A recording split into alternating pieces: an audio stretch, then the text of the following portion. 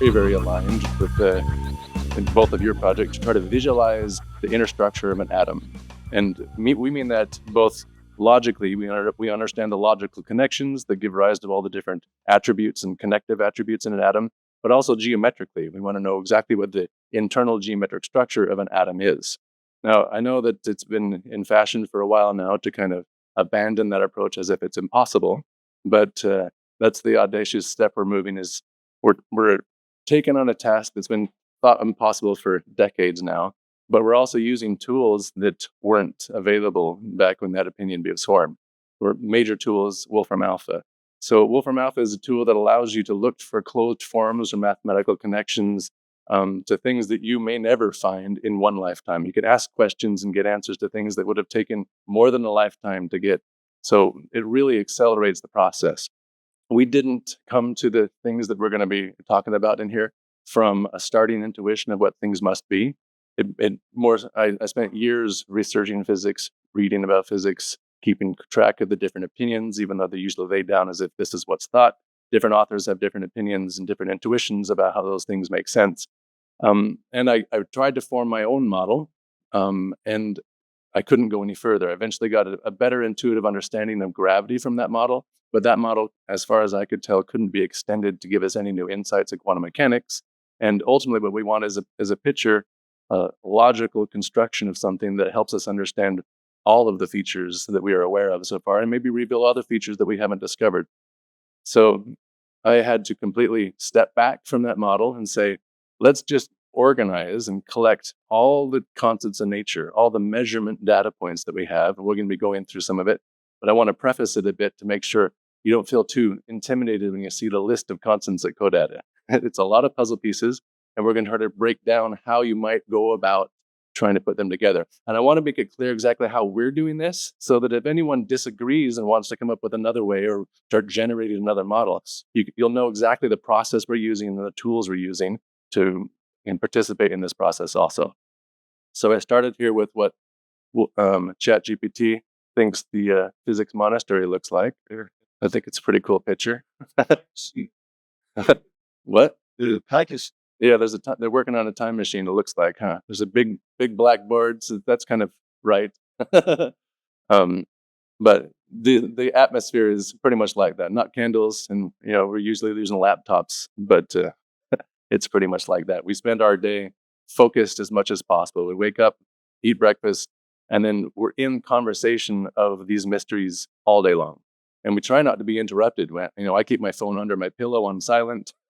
I don't check my emails all day. I don't go on Facebook or Twitter. So it took a long time to kind of get used to that. But the goal was born out of a slow realization. It took me a long time going through physics. I kind of always had this assumption that the super smart physicists out there in the world, like Ed Witten and all the big names that you come to really respect, that those guys are working on the fundamental, most important problems. I felt that had to be the case. And so I started reading all their papers and couldn't find them working on it, and reading more papers and couldn't find them working on it. And working in academia, I worked at NASA. I met a lot of brilliant people working on it, a lot of interesting things, but nobody working directly on trying to interpret the constants of nature. All of them, though, as far as I know, would agree that that's the central aim, the central thing that needs to happen for a revolution in physics. So we have constants of nature that put together the stories, the scripts we call equations in physics. They tell us the relationships built in. These are very hard earned, right? In a lot of cases, we had to build tools like CERN in order to get these measurements, in order to find out about these relationships. And keep in mind, this is a very abstract thing to begin with. All the constants of nature are things that no one sees directly, that the senses of just our body don't actually penetrate. We need to build tools that can help extend our vision and extend our, all of our senses to make sense of these different constants. So it starts out abstract.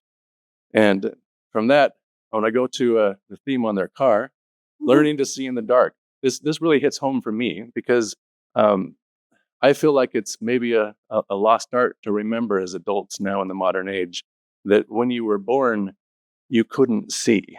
You couldn't see what you see now. You didn't see the walls. You didn't recognize the room as it is. You've learned to see that, right? We've learned by interaction and touch and feel. And most importantly, by the conceptual mode that we've adopted. It's often hard to really appreciate the way we were taught to think because it can do so much for us, right? It's a historical treasure that we've all been handed. But the truth is that our bodies are being impinged by the environment all the time. And the number of things you can actually process compared to the number of inputs coming to your body is orders and orders and orders of magnitude less.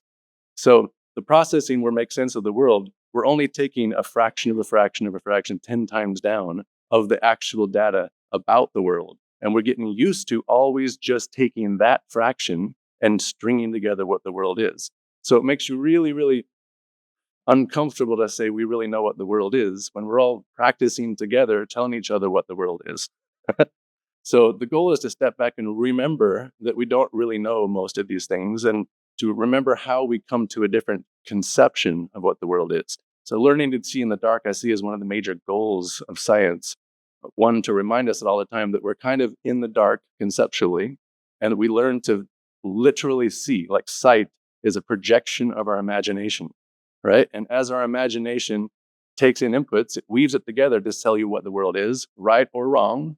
Maybe we've always been wrong, but the goal of science is to try to hone in on the cues that are most relevant, the ones that are telling us the most important things, so that we can, since we can't get past this limitation of only using a subfraction of the cues, to take the most important cues to tell us what the world actually is. So I'll start with some mood-setting quotes that kind of go along with that. Einstein said, "Look into nature, and then you will understand it better." To me, this is very important. He told this to his son after a death to try to understand the process of death and so on. But it goes further for me to think the things we should focus on if we're trying to make sense of the world, if we're trying to learn how to see more accurately what's really going on, are the cues we're getting from nature. And I'll go another step further and say, not just the ones that we can pick up with our bodily senses, but with the experiments we can design to extend those senses, to look even further than we could naturally. Okay. Another famous quote by Roger Penrose: "Perhaps what we've mainly missed is some subtle change in perspective, something that we've all missed." This is a foundational essence of what science really is. I mean, if you're aware that you haven't got the whole picture, then it's obvious we've all missed some important cues. There's something else that we need to learn. And when we do, it'll shift us to a way of seeing that looks different. The environment we're looking at right now will look different to us. And this has happened many times throughout history. In fact, this is what we call the history of science. So I want to go through a couple of the important changes of science. And the very first birthplace that many would say, the grandfather of science, is It's always hard to say his name for me, Anaximander. And he's the grandfather of science because a few reasons. Most importantly of all, he was the first to use measurement in his investigations of the world. And he was the first person to try to take something more systematic and use that to then tell him what the world was like. And he was also the first person that we know of that used the magical power of writing things down in his investigations of nature. So it could be that many other people in his time were making similar ideas, but they didn't write them down that we know of. And this tool of using writing is hard to understate how important it is. It's really hard to understand because our memories aren't that long. They're not that reliable. And it's very difficult to take a very large, complicated thing like the real world and pick up on cues about that world and keep them all in your head. You know, how many can we remember? 10, 50, 100, maybe? But it caps out pretty quickly. And there's very obviously far more to remember than any of us can hold in our head at one time. So learning to write things down extends what you can talk about, but it also lets you go back and analyze your thoughts, lets you review what you were thinking and why, and become more critical with your logic. So he's the grandfather of science. And anybody know what kind of measurements he invented? Yeah, like, yeah, measurements of distance and the first measurements of time. So he's the person responsible for inventing maps. That's a very big deal and a very central part of our worldview now, right? Now that we're all used to Google Maps and everything, we're regularly referring to maps and imagining how the map is not the territory, but it's conveying information about the territory. And that information is supposed to be geometrically representative. It's smaller in scale, of course, but the angles are conserved, and it tells you real information about the thing you're trying to encode. He also invented the gnomon, or the early version of the sundial. It's basically just a stick standing up, and the shadow of the sun cast to a certain point, and over time that shadow moves. The sun moves and the shadow moves. And you can measure the length change in the shadow to get a measurement of how much time has passed. Okay? Time has been historically incredibly difficult to measure, right? I mean, we'll get, actually, I don't think I included that. The ability to measure time down to a second accurately at one point was worth what's equivalent to millions of dollars today. And the prize money was out for that. Because when you're sailing across the world and you don't have a clock, you don't have an accurate chronometer, then your ability to be confident about where you are in the middle of the ocean is limited to your ability to know what time it is. You can know how far north and south you are by measuring with the sextant the position of the North Star if you're in the northern half of the planet. But how far east and west you are really requires having a clock. You have to know more than just a clock. You have to have some maps, some star charts that tell you, say, if you came from England and you're west of England, you need to know what time, say, the sun sets in England that day. And it changes throughout the year. So you need to have the list of today, England sets at sunset at this time, or this specific star sets at this certain time. And now you measure the height to the star, or you measure what time the sun sets from where you are. And that difference in time will tell you how far you've moved west. Okay, so getting your west position is much more complicated, your east-west position, much more complicated than north and south. But these things all come from measurements, and they relate to you where on the world you are. Galileo Galilei, called the father of science, is called that because he then took measurement to a whole new level. He decided to, and this is a remarkable thing to imagine, before him, nobody measured gravity.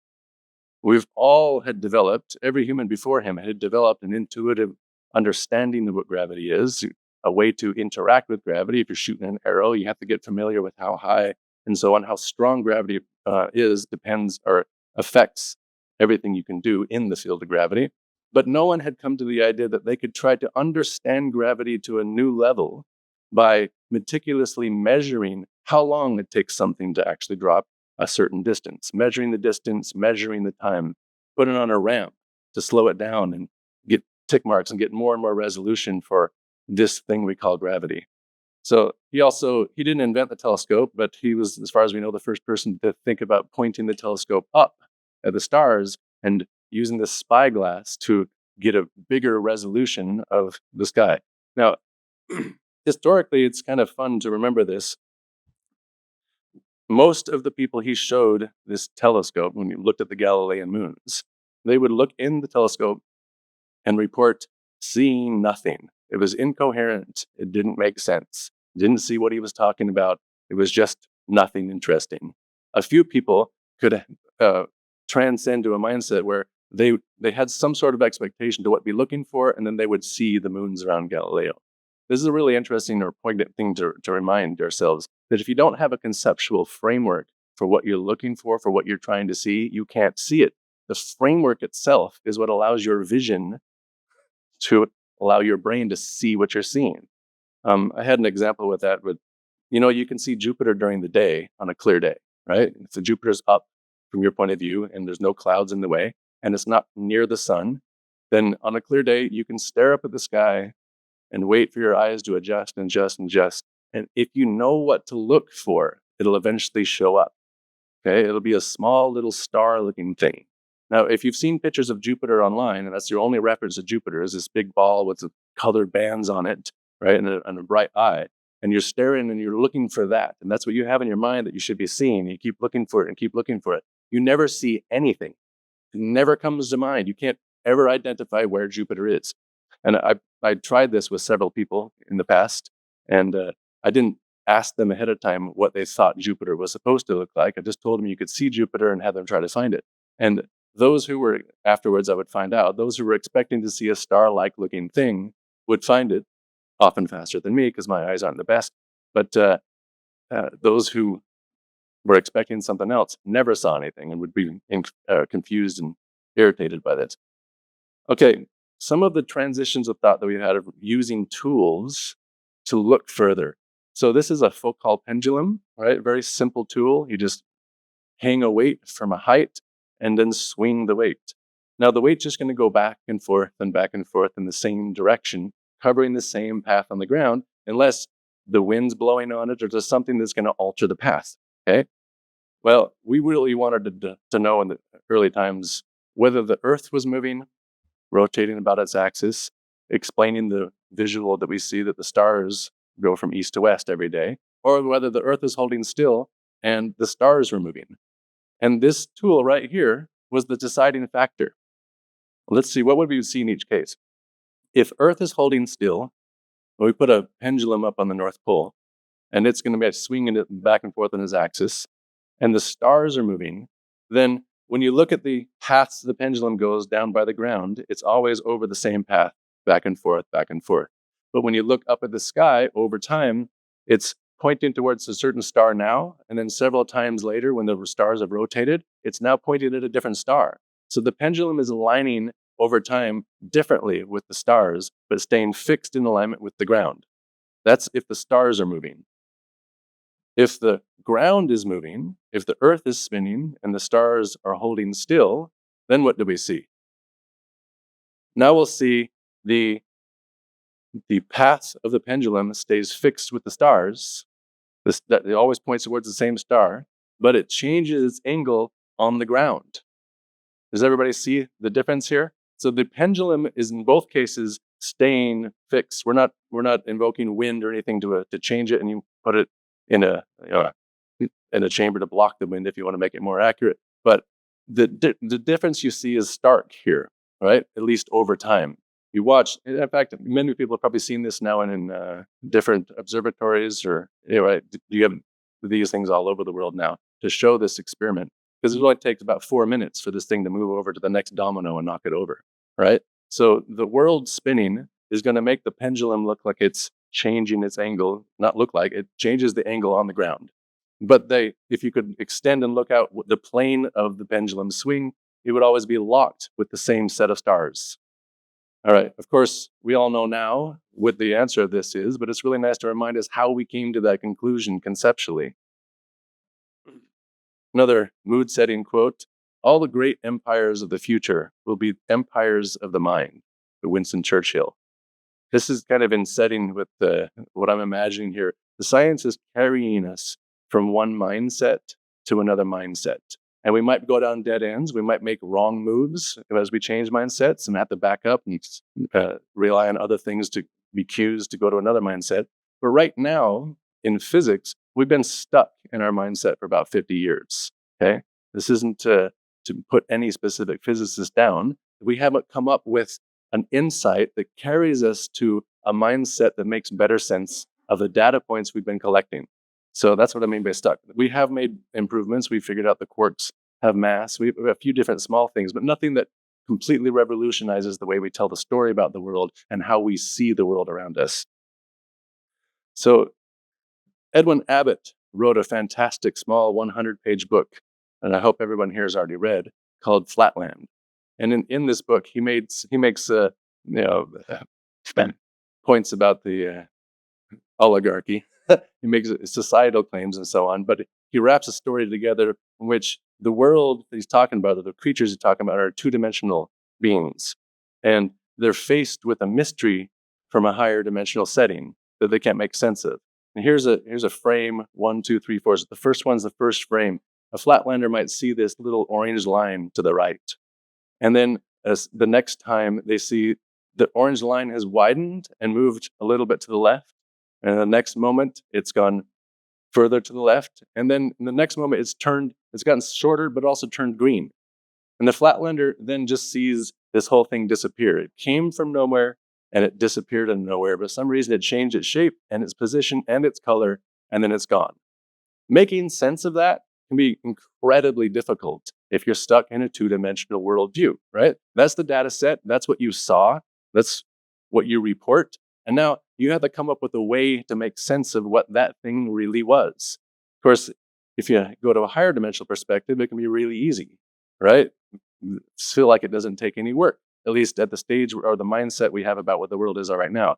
It's a very common, familiar kind of thing. This is just a carrot falling through the plane of view of the flatlander. Another way to look at this would be a statistical way.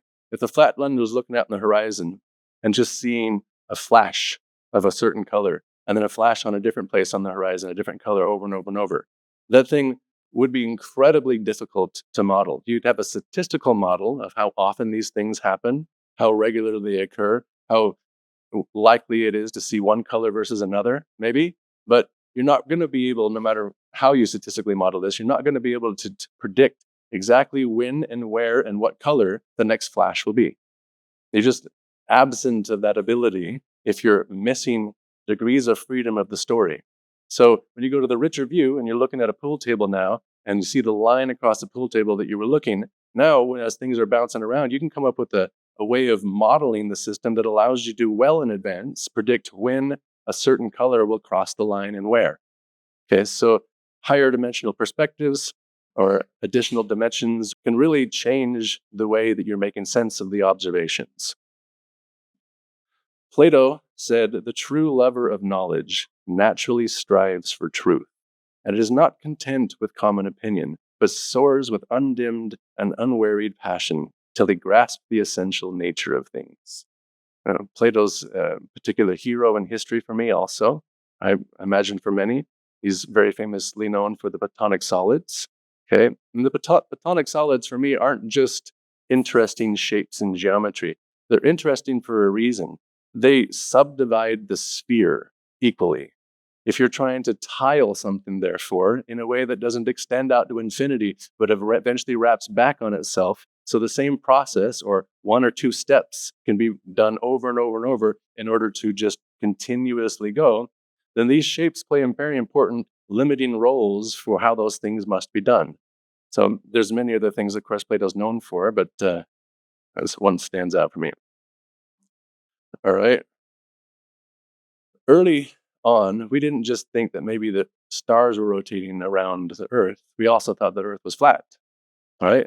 Very difficult thing to see. If you haven't traveled very far, this is the first guess perspective you might have, right? Of course, there's mountains. I'm not saying it's exactly flat, but if you model the world in your mind, it extends to the reaches of what you know of, right? As far as you've gone. And whenever you look out at the horizon, it pretty much looks flat. If you've ever been in the ocean, it looks really flat. The horizon looks exactly the same everywhere. If there's no clouds in the sky, it looks absolutely flat. In fact, let me tell a little story. I was in the middle of the ocean on a small 52-foot sloop. And in the middle of the night, if it's completely clear, which it mostly is, at least all the time I was crossing the ocean, at nighttime it gets really clear. And the stars get really, really, really bright, right? If you get away from light pollution near cities, then you can see the stars much more brightly than you can near cities. And when you're away from bright lights for a long time, 20 minutes or so, your eyes adapt to the darkness. So you can also, for that reason, see the stars to a much greater degree. The surprising thing for me, I hadn't expected this ahead of time, is that at nighttime, the stars are really, really bright above you, but below you, they're reflected, right? The ocean is often very calm at night. You're just barely moving along. And you can see stars below and stars above. It feels like you're floating in space, right? When you look around the boat, it feels like your boat is just floating in space. Now, our propeller was a fixed prop propeller, so it was spinning as we were being dragged forward, churning up the water a little bit. And there's throughout the whole central area of the ocean, it's warm enough to permanently have plankton. So whenever you mix oxygen into the water, it excites the plankton and they light up. They make a little green light for a short amount of time and then fade away. But our propeller had 3 prongs. And so behind us, if you look off the back of the boat, behind us, there's 3 streamers artistically following behind the boat, fading off in the distance. So it didn't just look like we were floating in space, 360 stars everywhere around, but there was a magical propeller of these 3 reaching out green arms that were extending us out in space. It was a really gorgeous thing to experience. If you ever get to, that's worth all the journey just alone, in my opinion. All right, so we had this perspective that the world, as far as we've seen, was flat. And people back then seriously debated. Sailors that wanted to go out had fears of traveling too far in the ocean, right? A genuine, deep-reaching fear. It wasn't a fear of a whale coming and swallowing the ship. That's a fear of monsters, sure. But if your model of reality is this, then the ocean surely eventually is just a waterfall. It falls off the edge. And if you're a ship that doesn't have a very powerful engine, because everything was man-controlled, right, man-powered or wind-powered, then you're probably just going to get sucked right off the end of that waterfall. If you get close enough to see it, your end is probably already sealed.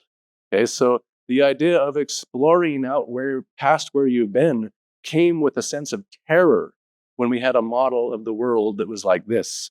It was naturally terrifying to even extend yourself to see what was past what you already knew.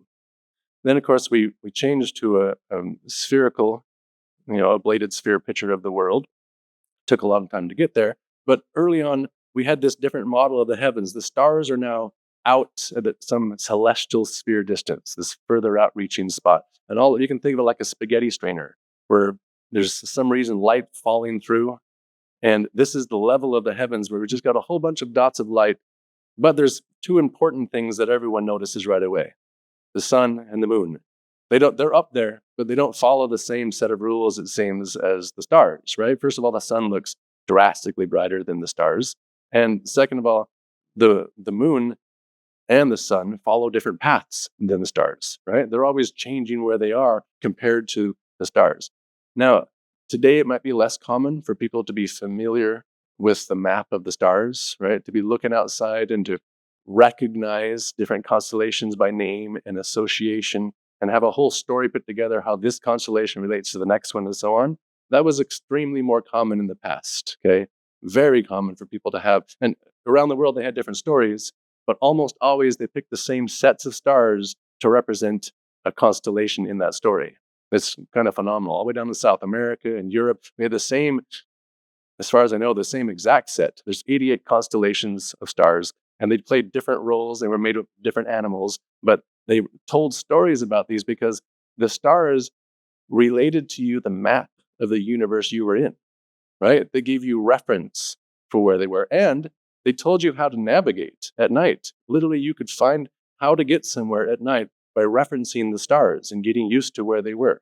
So this is a common thing that we might have lost. It's a delightful thing to practice. I think in an age where we just put in a position on Google Maps and go there just following directions and never really import the map in our head about where we're going or what kind of landscape we traversed through. It's maybe a bit of a lost art, but this art I would like to throw out is delightful as you learn to use a paper map and understand where you're traversing and keep the different positions and relative positions in your mind. The way you think about the world extends, right? You start remembering the distance between here and there. You remember the things, the landscape, the prominent features between. And now those things live in your mind, even if you never go back to the place. They're part of the world and part of the story of how that world extends. All right, so this first level of heaven, 3-level of heavens model, where we have the moon on its own level, on its own sphere. Imagine the spheres go all the way around and it traverses around the sphere. And the sun lives on a different level further out, and the stars are the furthest out. This is the model that they had back when the Bible was written. In fact, it's referenced in the Bible several times, right? The 3 levels of heaven. To notice what you need to notice to transcend to the next level, you need to be familiar with the stars. It's very difficult to do this otherwise. Someone could point it out to you, but it wouldn't really make the same impact. If you become familiar with the constellations, they're stories in your mind that relate to each other, and they belong in certain positions, therefore. But then you see one of the stars in that story change to a different position. It's kind of a big deal. It's a big deal. It's like saying that, your favorite hometown, if I'm from Salt Lake City, it's like feeling like Salt Lake City picked up and moved over on the other side of some other state, right? Your world just rearranged itself. Okay, so when this was noticed, these things were first called gods, right? Because they're up in the heavens, first of all. But clearly, anything that's moving to a different position must be doing this by its own volition. So it's a god. It can move in the heavens. It has its own level of the heavens that it needs to be occupying. So when we first saw the planets, this is the model we moved to.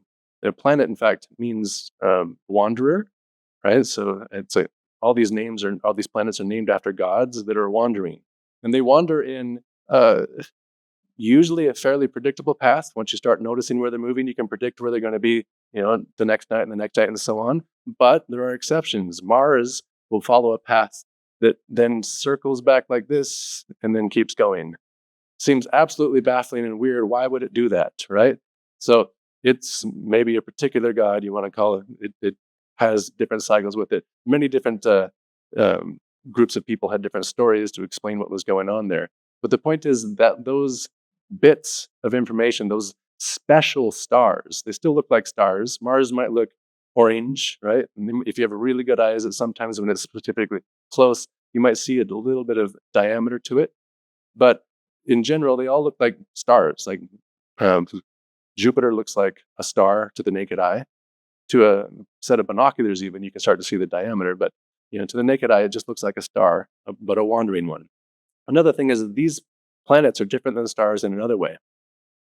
When you look at the stars near the horizon, they twinkle, right? They're always twinkling. They twinkle more today than they did in the past because we have more pollution in the atmosphere, but they still twinkle. And the reason they twinkle, we know now, is that they're so far away that literally a photon or two at a time is coming from that star and hitting your eye. So the atmosphere has a pretty good chance of having something that blocks some and then lets other ones through, but not all of them get through. So it's an interrupted signal. And when you get up high and you're looking through way less atmosphere, right? The atmosphere's got a layer to it. If you're down low, you're cutting through a lot of that layer. You get a lot of atmosphere that has a chance to block that photon from your eye. But when you get high, way less atmosphere. So the stars all twinkle less when they're up high. But the planets still never twinkle. When the planets are down by the horizon, they still don't twinkle. So they have some special character, something you might ascribe to a god. They can do things even different than the stars can do. All right, how Isaac Newton had interesting character of history, right? It gave us binomial theorem and calculus. And I mean, fair to say we wouldn't have modern computers if nobody had ever come up with the ideas that he had. Other people did, in fact. But if we still hadn't discovered those things, we would be in a very different world than we are right now, technologically. He said, no great discovery was ever made without a bold guess. I think this is really in the spirit of doing science. You don't know what you're doing is right ahead of time. You couldn't possibly. And if you do, you're not doing anything interesting. Right? The idea is to try to gather the information, try to decide which ones are most relevant, because there's no way you're going to get every cue at once. Try to come up with an idea of selecting the relevant cues and then put together a model to make sense of them. But to do that, you have to make bold guesses. And when we quench or when we stifle people from doing this, when we try to remove or dampen the curiosity or the personality that it takes to try to be making guesses and hopefully more and more guesses and go on further and further, not just take your first guess and run with it and think that you're right, but practice making guesses. I think you were mentioning yesterday, you're going to do this for your astronomy class. You're going to have your students try to come up with a model that could explain the things they're trying to explain. I think that's a fantastic practice. In fact, the central core of science. And if we had more people doing that today, not that we don't have any, but we don't, in the field of physics, we don't actively encourage this process. Maybe because no one has a guess of how to do it and they couldn't do it themselves. It's not exactly clear. We heard a whole history of the charlatan of science earlier yesterday. I totally agree with that. He derailed us in a lot of ways by trying to get people to think that what science is no longer trying to make sense of the mysteries. It's embracing the fact that it can't be made sense of.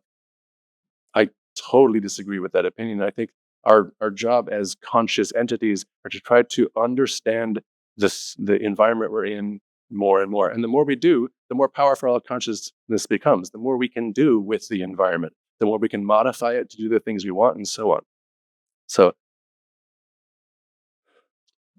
Isaac Newton had a fantastic way of simply exposing some of the big, deep mysteries about the reality we were seeing currently. Now, this is a bucket of water. We've cut away most of the bucket, okay, to explain, and the water's holding still. The way he described this is he hung a bucket from a tree, okay, and wound it up, and then let it hold still for a while till the water was all smooth on the surface, so you got a flat surface, and then he let go of the bucket. And when you let go of the bucket, the walls start to spin. It starts to fall because the rope's untwisting, right? It starts to go down a little bit, but the walls are starting now to spin faster. And at first, the water's not spinning, but the friction from the walls gets translated into the water from the edges and spins. But you see the most characteristic feature here is that the surface takes on a non-flat shape. It climbs up the walls. It has a concave geometric description now. It's completely different. So if you were to see this and this without the arrow, you should be able to tell which one's spinning and which one's not. Okay. The question though that he was trying to drive home about this is there are properties of spinning. Spinning is a type of acceleration, right? An acceleration is like a step past velocity, which is a step past position in time. The elements that make up acceleration are units of length and units of time, right? So here's the weird thing. Time is a relational thing. As far as we can tell, it's entirely relational. What time is it? It depends on what standard we all use as clocks that we agree on, but compared to what is the thing you always have to answer if you're answering what time it is. What position is this thing at? Compared to what? Where's the zero of the reference frame? Without that information, you're not really conveying anything to anybody, right? So position and time themselves, the notion of position and time are completely relational. Not sometimes, all the time, as far as we know. If you divide the position in time, right, a change in position over a change in time, you get a velocity, which is also a purely relational measure, right? If you want to mention how fast something's going, compared to what? It doesn't mean anything until you've finished that bit of the information. But strangely, when you divide velocity by time one more time, you get acceleration. And acceleration doesn't look relational. Let me try to make clear. It's a subtle, hard thing to get at first, but let me try to see. If acceleration were relational, you should be able to spin yourself around this bucket and it would look flat to you while I'm standing to the side, not spinning compared to the bucket, but I see this bucket spinning and I see the concave walls, right? We should see completely different things. Now, I don't know if you've ever put a bucket in the middle of a merry-go-round and started spinning it and see the walls climb, then jump on the merry-go-round to see if it looks like they're still flat. But if you do, they don't. The walls still look like they're going up. The concave shape is still completely visible if you're on the merry-go-round or if you're off the merry-go-round. Why? This is baffling. If acceleration, spinning is a form of acceleration, is made of completely relational components, how did they get this non-relational essence? This is, I think, a fascinating thing. He used just a bucket of water to expose some sort of glitch in the way we're thinking about the world. Now, Mach saw that it was all purely relational, and you had to compare it ultimately to the background stars, right? So in Mach's view, the only way to make these things work out was to say that you're in a hypothetical universe that has no comparison. There's no stars or anything in it. As long as there's some stars to compare, then this will make sense. And Einstein originally was on that side of that view. In fact, he wanted to prove that view and ended up taking us to a different whole perspective where space and time were married together. But the end result of that was that he had a zero field of space-time, a field that wasn't warped, and that was the ultimate reference for acceleration. So in the end, he ended up finding a reference frame that made sense of the non-relational properties of acceleration. It's a really interesting thing that you can expose the mystery there with something so simple to me. Another thing I just wanted to throw in here, if instead of water, we put a superfluid, so a supercooled liquid helium in the bucket, then we wouldn't see the same thing. In fact, what we see then as we spin the bucket, all the rotational motion would turn into little vortices. We'd translate it into little vortices inside the bucket. The faster you spin, the more the vortices you get, and they even themselves out. But it's a completely different story there if we have a superfluid. Okay. Is that just friction? So it's because of the lack of internal friction. So it can't convey it the same way. Yeah. All right. Another quote by Albert Einstein. One cannot help but be in awe when one contemplates the mysteries of eternity, of life, of the marvelous structure of reality. I hope, and I get the sense that everybody here has some personal connection with this sentiment, that we all have noticed that there's aspects of the world that are ultimately baffling and exciting, and trying to make sense of them can be daunting, but can also be incredibly thrilling. John Dewey said, "Every great advance in science has issued from a new audacity of imagination." This is central to what I'm trying to make theme today. The audacity to extend your imagination and then maybe decide you were wrong and extend it another way and decide you were wrong, but to investigate a new possibility and find a reason that it's wrong, or find a reason that that new imagination allows you to extend to something you hadn't tried before, new things to test and so on. It might extend further, many, many steps before you find out it doesn't do everything you wanted. This audacity of imagination is practice of science. It's the attempt to try to make sense of more of the world. Einstein did this when he tried to understand how it is that, inertial frames. He used an elevator for this, where we can have a rocket in space. Okay, if you have a rocket that's firing, so it's accelerating linearly, going in one direction, then if you're inside the rocket and you drop something, let's say you're accelerating at 1g, you're inside the rocket and you have no windows and you drop a rock, it'll fall at the same speed as if you were on the surface of the Earth and you dropped a rock. Both go straight down from your point of view. He wanted to find out why this is. How could this be the same thing in both cases? They feel like completely different situations, right? This is his audacity was to investigate these things, which felt like completely different things, and explain how they actually relate. I had a personal experience with this elevator thought experiment down in Doran, Peru. I was on a mining expedition, and it was at the time the most active and prolific mine on the planet for copper, gold, zinc, and lead, and iron. Mostly copper, but they were putting out the most of almost all of those. And they were very well organized. It was a really mind opener for me. But we got in this elevator shaft after being exposed to all the process of breaking up the rocks and mixing them with soaps to separate things and so on. We get an elevator shaft that was very rickety. It's not like the elevators in hotels now. It's just a crate, basically. And the shaft goes straight down, and it has a railroad tie going straight down it too. One, the railroad tie, not two. And there's a mechanism that locks onto the railroad tie, and it has brakes.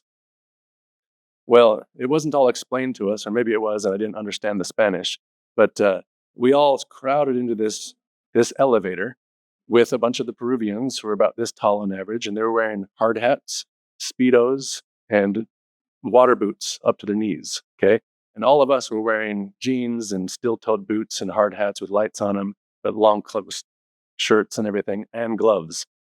So when we all crowd in, we were packed completely, as many people as they could put in there, okay? And all the miners were looking down at their feet, okay? And all of us that were doing this for the first time were kind of looking around at each other. But the guy who started the elevator, he pulled a panel off the wall, had 3 buttons. He pushed one button, and it just dropped us. Yeah.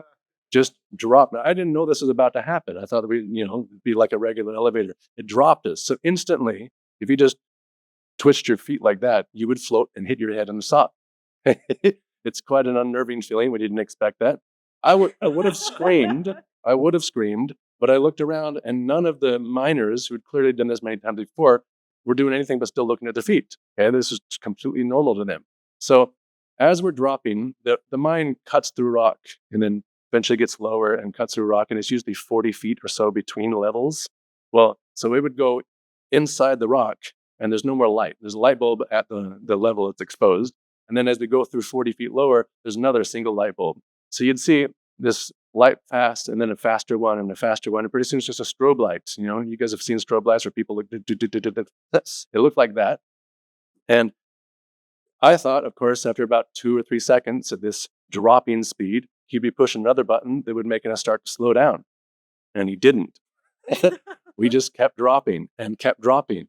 And now, if you know the acceleration equation for 1/2 gt squared, you can figure out every second you're falling faster than the second before, right? And it's really getting more and more and more. And of course, you get verification of this when you see the strobe light. At some point, you can't tell the strobes anymore. It looks like a solid beam of light. And even though there's 40 feet between each flash, okay, we're going really, really, really fast. We were also making a wavefront in front of us, where we take our cold air that's inside of the chamber, and we're keeping it, but we're buffeting air around us.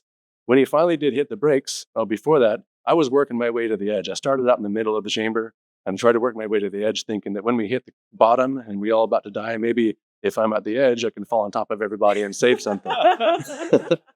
So when he finally stops, it starts stopping really fast. Like if we weren't all packed in, we would have fallen down, most of us, but we were packed in like sardines. And when the thing came to the bottom and stopped, the first thing I thought was that, something's terribly wrong. I think I broke a rib. Don't know how, but I think I just broke a rib because I had searing pain inside here. That's the only thing I could think of right away. And somehow I just broke a rib. I didn't get hit by anything, but somehow my rib just broke. And then I tried to breathe again. My second breath, it burned. I noticed it was really burning. The first time I didn't interpret what was happening, but I immediately tried to cover my mouth and breathe through my fingers. And sucking air through the crack of my fingers, it was burning my fingers. It was so hot down there. Now, these guys are a lot shorter and they have very wide lungs. And they all had practiced how to breathe in superheat. I don't know if you ever opened the onion or the oven too quick and then breathed in at that time by accident. If you breathe that hot air, it sears, it hurts, right? It was down. There's no way to escape it though. So we were all trying to put our shirts up, breathe through our shirts and our fingers.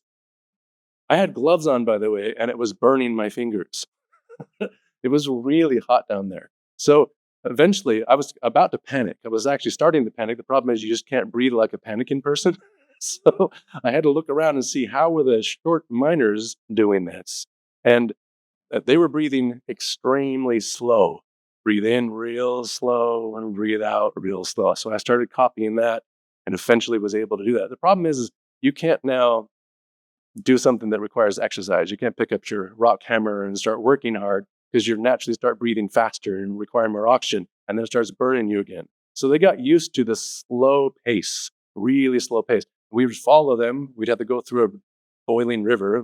It really felt boiling to me. It was burning my legs through my jeans, going about up to the knees and then cross up to a dry spot again. Eventually, I really wanted to dig some of the pyrite out of the roof, out of the ceiling. It's bad etiquette to do that in a cave. And I'd had a lot of practice in caves, so I was pretty confident I could dig this pyrite crystal out. And it was one of the biggest ones I'd ever seen. So I really wanted this pyrite crystal leaching out of the rock. I think we were about 1.5 miles down in this Doran Peru mine. And I waited until everyone left in the tunnels from my point of view, and I started trying to dig this. And some guy starts yelling at me. I didn't know where he came from. He's yelling at me in Spanish. I had no idea what he was saying, but I knew exactly what he was saying. So I was now, deterred from getting my little treasure there and also exhausted. So I needed to sit down. There was a pile of loose rocks right there. So I sat down on the rocks, just to kind of catch my breath and try to get breathing slow again. A few seconds later, I jumped up and left permanent holes through my pants and my underwear about that big. It burned through my jeans, just the rocks on the ground. That's how hot it was down there. Ridiculously hot. Anyway, this was an elevator story. So the state we were first in when we were first dropping was near zero gravity. Not exact. There was a little bit of friction somewhere, but it was really close. I mean, you can also reproduce this by flying a plane and you're pulling up and then tipping the nose just right and matching so that everything floats. In fact, I used to practice this when I was getting my pilot's license. You'd put something soft, learned that the first time. I had my big books of chemistry and flying books, which are always usually pretty thick, in the back seat. And first time I did a zero gravity, it flew up about right here. And then I pulled up and hit me right in the back of the head. So from then on, I make sure that bag had a seat belt and would bring something soft to float, because visually you can practice your technique really well if you put something like a teddy bear up on the dash and you make the teddy bear float and then you have it move around the room. And you kind of practice with the zero gravity. But the feeling, the sensation of zero gravity is a really interesting thing to get used to. If your only experience is, say, going up driving and you go over a hill and you get a quick sense, at first you feel like this butterfly happening. But the butterfly thing is happening while you're changing gravity, when you're going from 1g towards 0g or less. Okay, the change is the butterfly feeling. When you're stuck at 0g, the butterfly feeling is not there anymore. You're just floating. It's a really cool experience.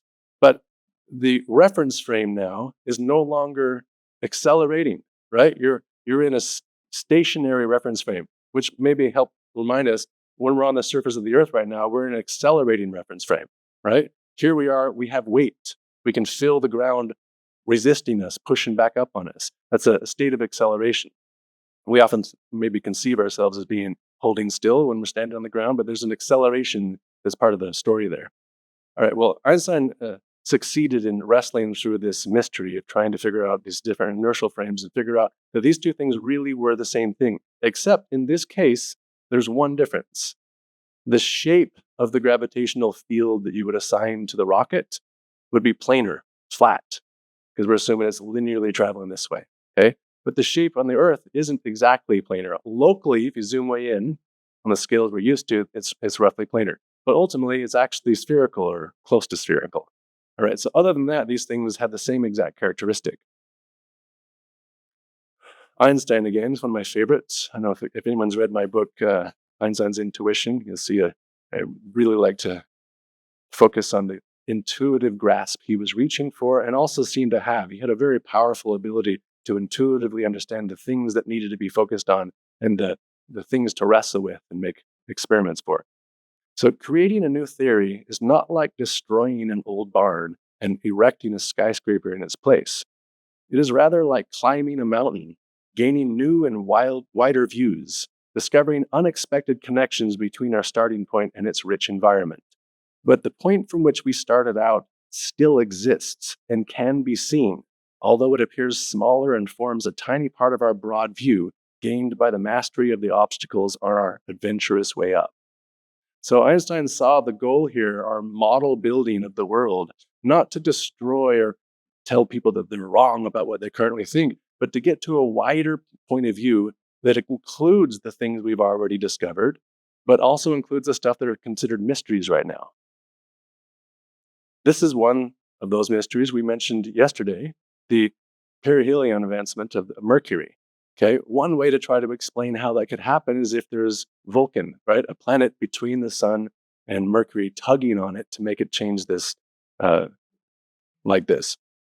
Another way, though, that ultimately we go today is that the sun itself in the middle is warping space-time with it. That warping is also a thing that we can assign energy or mass to. So there's an additional mass in the system that we were ignoring when we were just thinking of just the sun.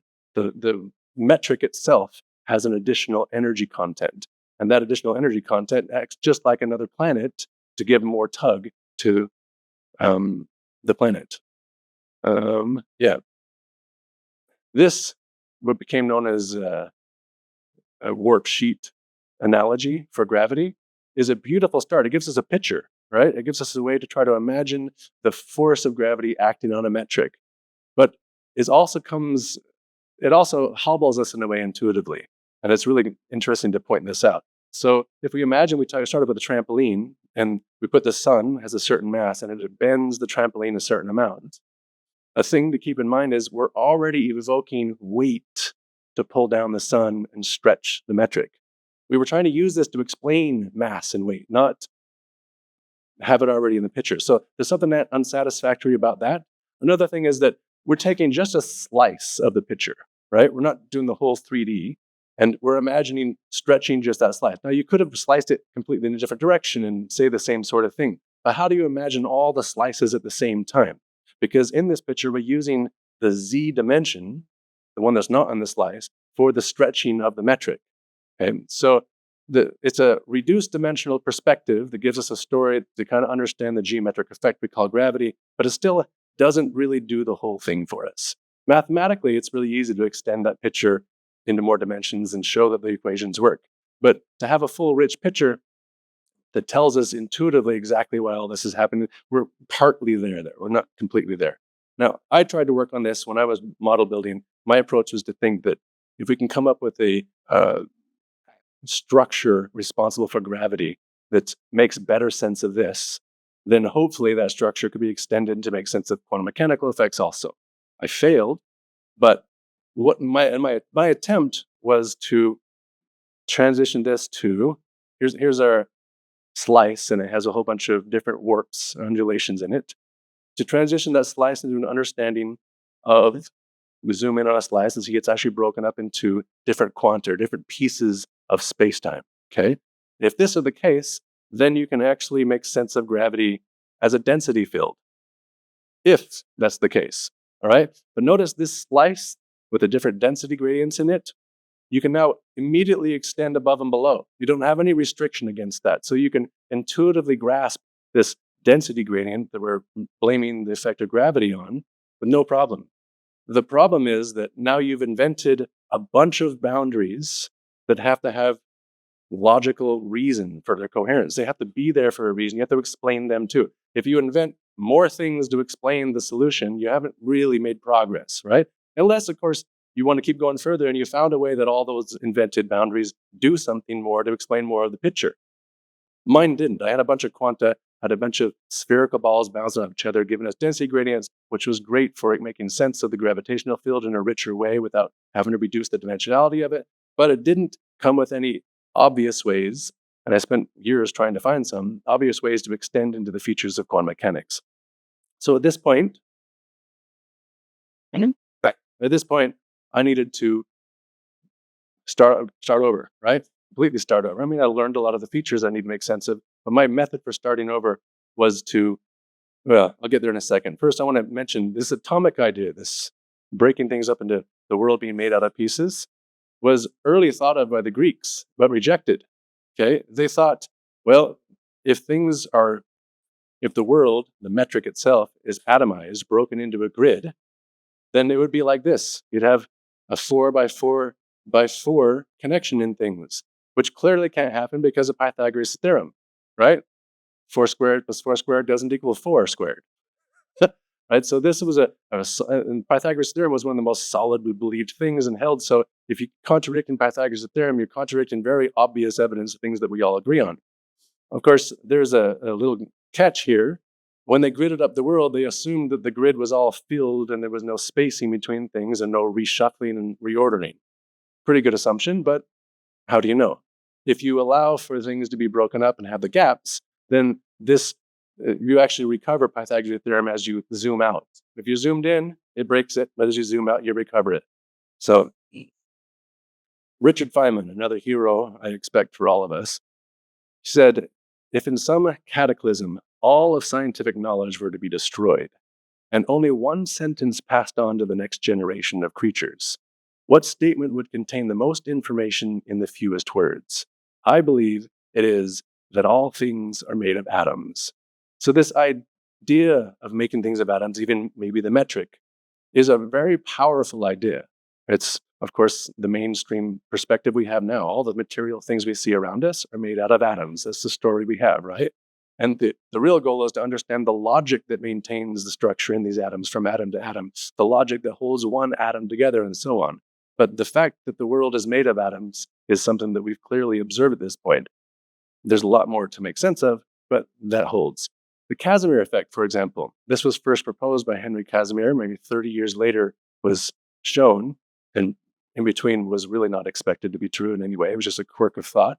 But he said if you take two plates and we have things jittering around, all different modes, different wavelengths of jitters. Well, between the plates, you're actually restricting some of the possible wavelengths. The velocities that things can have, the wavelengths that they fit, are cut off by the size of the spacing between the plates, between the sheets. So in that case, what should happen is you'll have a subsection of possible motions inside and the full set outside, which means you technically have more force on the outside than you have between the plates, and it should push the plates together. Now, this was observed. It's tricky to observe. You have to get things really, really, really close together before you actually pick it up, but it has been measured now.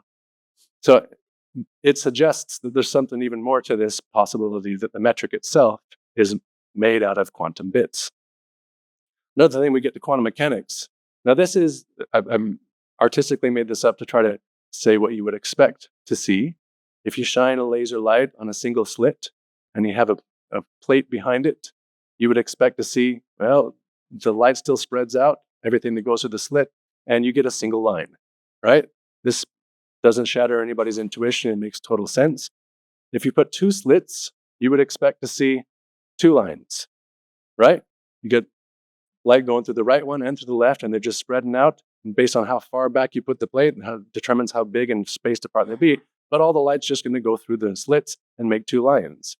Surprisingly, that's not what you see. This is what you see. There's an interference pattern. Now, what I mean by interference pattern is simple wave construction. If you imagine putting the slits halfway in the bathtub and making a distortion on one side of the bathtub, and those waves travel to the slits, then the waves, some of the wave goes through the left slit, some of it goes through the right slit, and those waves now are new wave fronts that then interfere with each other, and on the back end of the bathtub are going to have a profile that's highest in the middle for the brightest peak, and the next two, as you go left and right, get a little dimmer and a little dimmer and so on.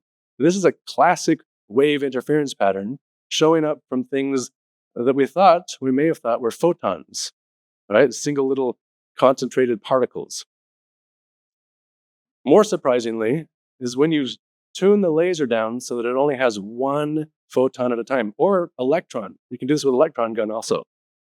I think in this case I meant it to be electron gun, but you can fire a single electron at this plate, and the ones that make it through the left slit or the right slit will hit the back screen on this characteristic pattern still. You might have really expected, I think most of us would have expected, that when you do one photon at a time, then there's no longer going to be this wave interference pattern. But what we found is the wave interference pattern still holds. So this particle-wave duality is built in somehow, not just to photons, but to matter. And this brings essential mystery about the world we think we're in, right? Quantum mechanics, everybody famously has no intuitive grasp of these properties. And that's really the goal we're after. We're trying to understand the structure that can explain all these actual observations in not just a mathematical, impenetrable way, but in a way that allows us to actually model, get a picture, get a geometry, understand the logic. If we have a genuine picture of an atom or a molecule or a lattice of molecules, if we had the full geometric picture, you should be able to give it to a high schooler and have them examine it and have them discover properties that this thing should have, real properties that it actually has from the picture. So we're not there yet. All right? We're making progress in science, but we haven't got to that point. It's a very specific thing that we're looking for, the understanding of the actual features we believe reality is made out of. Galileo said that philosophy is written in this grand book, the universe, which stands continually open to our gaze. But the book cannot be understood unless one first learns to comprehend the language and read the letters in which it is composed. It is written in the language of mathematics, and its characters are triangles, circles, and other geometric figures without which it is humanly impossible to understand a single word of it. Without these, one wanders about in a dark labyrinth. This is the learning to see in the dark thing here, right? If you don't have the elements of the language to build, if you're not talking in the elemental structure of properties that make atoms, then you're not going to be talking in the language of nature. And in Galileo's opinion, geometry is that language. So I know we all have a fear of mathematics. Mathematics is a strange thing that all of it that you know is easy, and all of it that you don't know is impossibly hard. It's got a really big intimidation wall for it. But as we practice, have an audacity, practicing that is try to practice tackling some mathematical concepts that you think are hard. You don't get any of them usually right away, but over practice and application, it starts to sink in. And eventually the things you thought were hard are in that pile of things that are just obvious and easy. And you move up to the next things that seem impossibly hard. But keep doing that is what I call faith. That's what it requires. You have to remember there is an answer we're chasing. There is one. The fact that none of us have found it yet has no bearing on whether or not there is one. There has to be one, right? There's too much structure around for it to be called random. There is a way to make sense of reality. And to find it, we need to use all the best tools we have. Galileo's cueing us in right from the beginning, the father of science, telling us that geometry is part of the language that we're trying to uncover. We're trying to learn to think in terms of geometry, to see the world that way. Here's an equation, very famous equation, perhaps the most famous equation for Einstein, right? E equals mc squared. Energy is directly equal to mass times by the speed of light squared. So C stands for the speed of light. This conversion, this connective equation is a perfect typical and short example of what we call a physics equation. It's a relationship built in, a relationship we've discovered by measuring things. Now, the speed of light is a magnification factor for the equation to make it fit. Okay, it comes squared, but the speed of light itself is a measured quantity. It's not a derived one. It's not a geometrically understood one. It's one we went into the world and have measured and better over time, but it's one that makes this equation work. That is a constant of nature. It's a relationship that nature has. When I say nature, This is built into the logic of matter. Atoms hold this for some reason, okay? And understanding why is the goal. But in the relationship here, I want to really keep your focus on the one that's called the constant of nature. This is the one that we're really interested in today. The E isn't so difficult. It's energy. The mass is mass. These are concepts that relate. If it was just E equals mass, then there would be not much content. But the fact that mass and energy are equal once you scale mass by the speed of light squared is a really intriguing thing. Somehow mass has a relationship to energy, and that relationship comes through the speed of light. Some more very famous equations. The force of gravity between two bodies. Mass 1, mass 2 divided by the distance between them squared, times by a scaling factor known as the gravitational constant, or Newton's gravitational constant. There's another constant we've measured, and this one's notoriously difficult to measure, so we have less significant digits for it, but it's a measured known. It was not derived. It's not known geometrically, right? It's a mystery. This feature of reality is a mystery, and the mystery all falls on G. Why is G the way it is? To hold this relationship. The fourth, electrostatic repulsion between two charged particles. You get charge 1, Q1, and charge 2, Q2, divided by R squared, times by Coulomb's constant, another constant of nature. These relationships are what we're interested in, right? But the relationships are made sense of and maintained by the constants. Now, every constant of nature has an equation like this. Every constant of nature relates to a relationship built into the logic of atomic structure. Understanding atomic structure is synonymous to understanding these constants, why those relationships are held. We're not there as a species. We haven't figured that out. That's the goal, right? So if the equations are mysterious, which they usually start out, what does that really mean? How do I get comfortable with that? Try to focus mostly on the magnification factors that keep these relationships true, that maintain them, the constants of nature. And here is the authority on the constants of nature. NIST, CODATA, keep a list, semi-active list. There's people making measurements all around the world, right, that update our best information, our significant digits known in the error bars for each constant of nature. And over time, they collect all of these and they put them all together to give us our best known measurement for each constant, the error bars, the units, and everything. So it looks pretty simple. Okay, you can look up a constant, or we can go to this all values and just get an idea. Now, don't be daunted by this. I know it's a lot of black and white. Okay, I'm going to scroll down. You don't need to feel responsible to understand them all. Just get a little glimpse. If you've never seen these, each one of these are the puzzle pieces we're trying to make sense of. This is the raw data that describes the puzzle piece. They come with a string of digits. They come with a power. That little e to the negative something or positive something is times 10 to the, okay, it's shorthand for that. And the error bars, it tells you how far off. We know this number for this many digits, and then we have this size of error at the end. Okay, so it lists the error bars, it lists the dimensions that the thing is listed in, and the name. Or let's look real quick here at the fine structure constant. Okay, fine structure constant, 7.2973525693 times 10 to the negative 3. That means you start out 0.00, then 7.297, so on. Okay, it's known quite accurately. Let's see, we got 1, 2, 3, 4, 5, 6, 7, 8, 9, 10, 11 significant digits. And the error is 11 in the last two. Okay, and it is dimensionless. Over here, there's no dimensions. Okay, let's scroll real quick just to give you a look at all the rest of these things in here. Inverse meter Kelvin relationship. And there's a whole bunch of these things that are specifically relationships between the bases of the coherent units in the system of units. Okay, the constants of nature, the logic built into atoms, reveal very specific bases that support the equations that those atoms are maintaining their logic on. This is a big reveal in science, and I think most people are still missing this incredibly important point.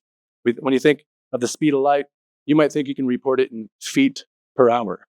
And sure, that's going to give you a number and it relates in a way. But what you've reported isn't technically a constant of nature, because the constants of nature are relationships between the bases in the coherent system of units. It needs to be in that system of bases. So here, hopefully it becomes kind of obvious. We have the meter and the Kelvin. Those are two of the bases. And the inverse meter Kelvin relationship is one of the constants of nature, right? You probably, as I scroll through here, you're about to see several of them. The bases being the second, the meter, the Kelvin, the Coulomb, and the kilogram. Okay, so this is a lot of puzzle pieces. If you're making a picture out of all this stuff, you need to eventually end up with a image that has all of these in it. That's the ultimate goal. This is what I would call it, this stage from our current understanding of the theory of everything. Maybe in the future we'll discover more things that need to be included, but currently these are the hard-earned data points. And I know it's not exciting to see just black and white listed numbers, because let's be very honest, a string of digits and numbers means nothing to all of us, right? I expect. Maybe you've got a magically different mind where you just see a string of digits and it means something to you. When I see a string of digits, I have no comprehension of what they mean. And we're after a comprehension of what they mean. We're after some theoretical model, a geometric model, some logical constraints that give us these numbers with those bases. Why is it those bases? Right? Why are they so important to the constants of nature? Okay. So this website's incredibly important. They're behind on their latest update. So maybe with the next update, we'll get some even tweaked different numbers, which could help us even more, or we'll get some more significant digits to the sum. But with each stage, it gets more and more information there, more and more accurate information.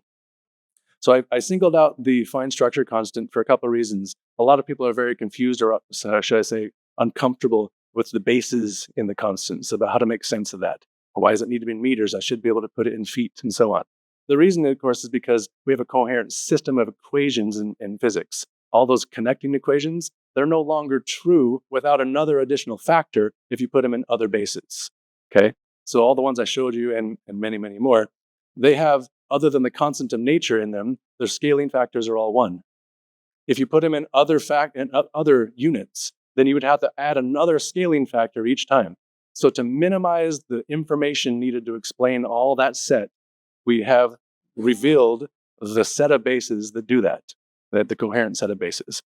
So here's a quote by Feynman about the fine structure constant.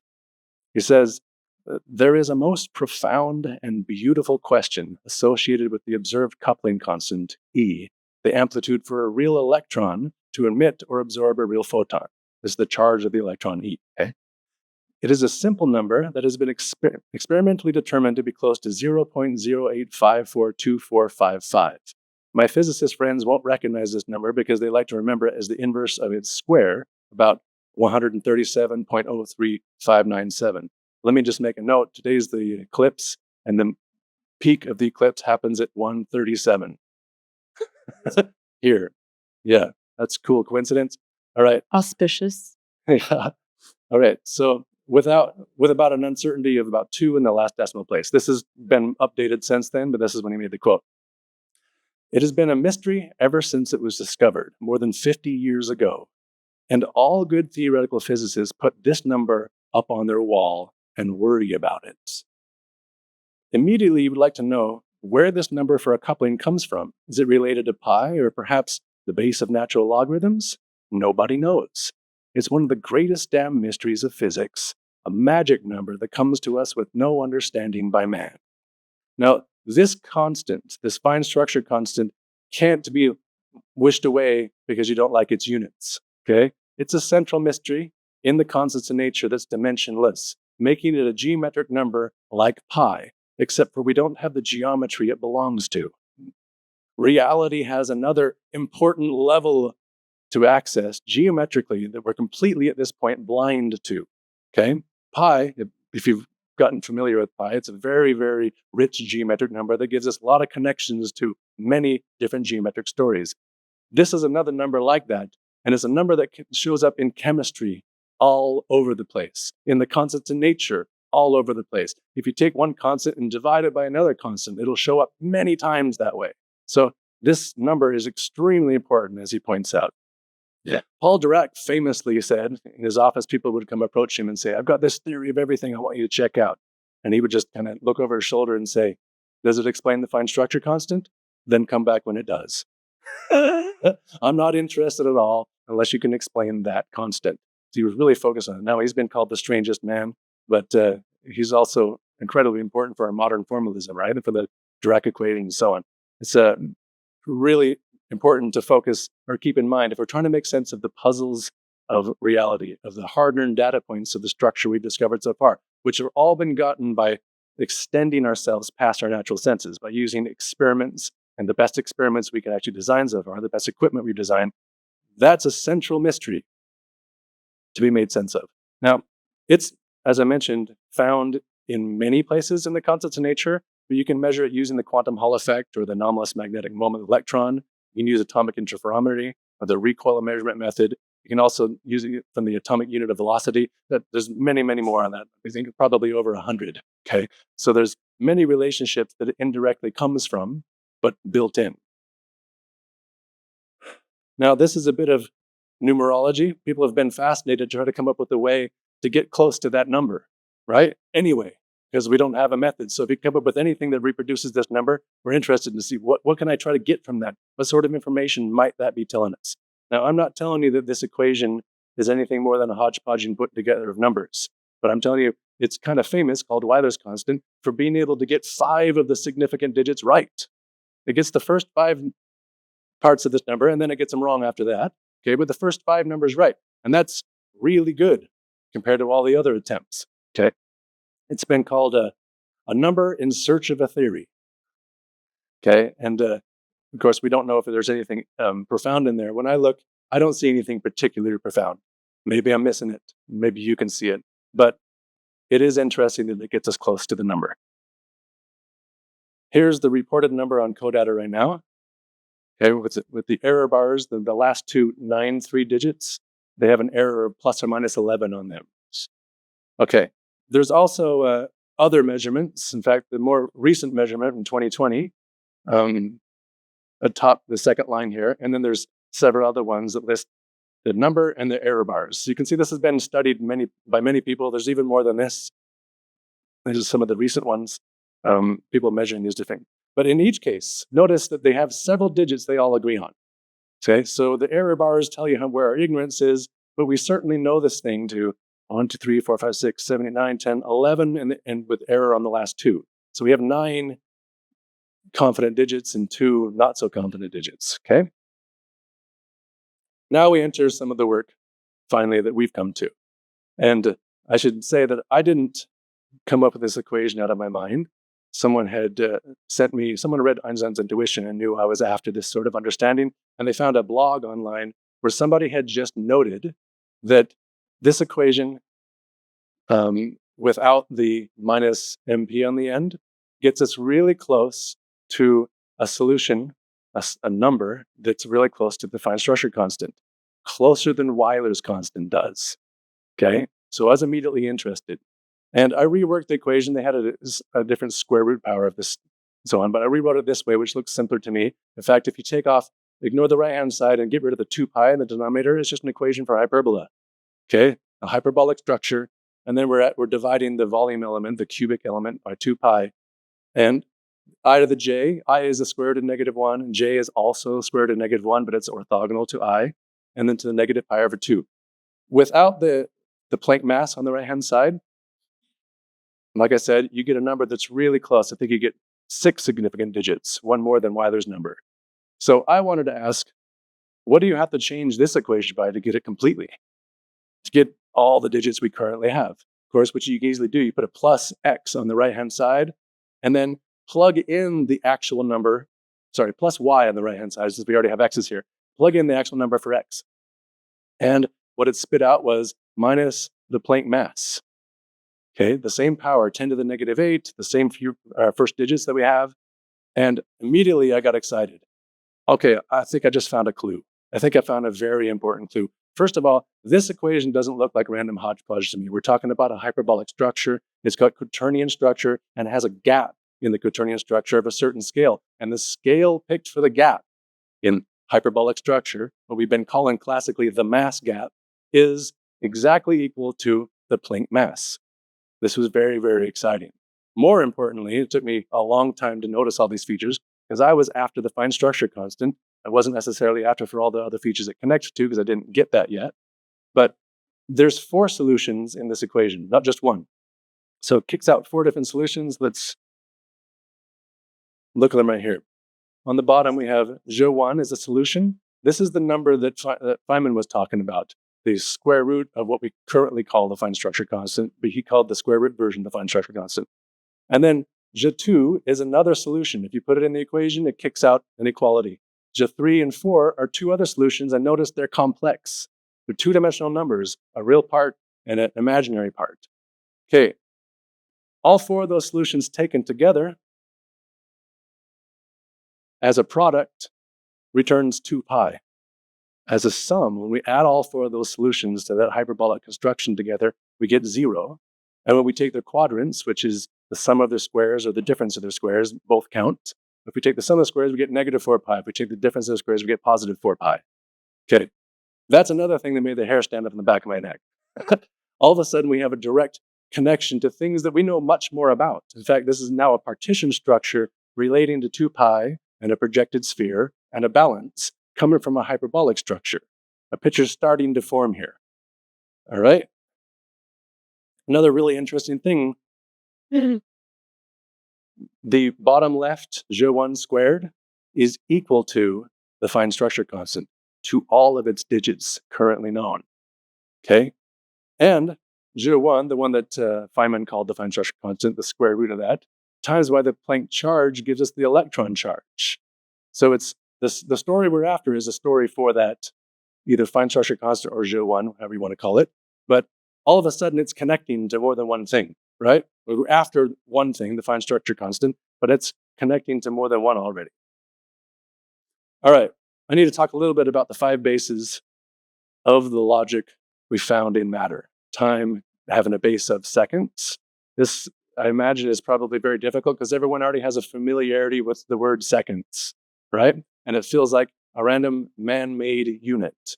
But I really want to drive home that the unit that we use for seconds now in science, in physics, is a very specifically defined unit that we get from the constants of nature.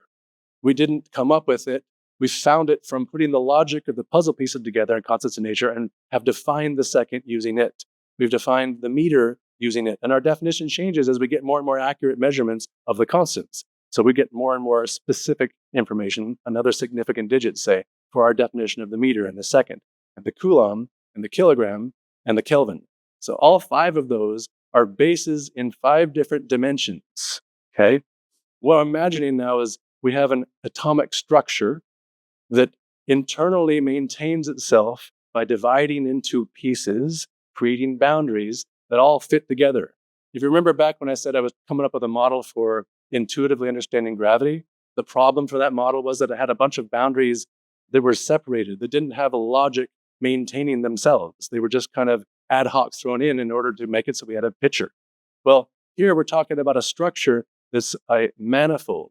A manifold is something that has boundaries, but all the boundaries connect. There's no gaps. There's no unexplained structure in there. The boundaries maintain themselves. The simplest possible manifold is known as the Giesking manifold. And a double cover of it, so if you use the Giesking manifold to cover itself and therefore maintain itself, you get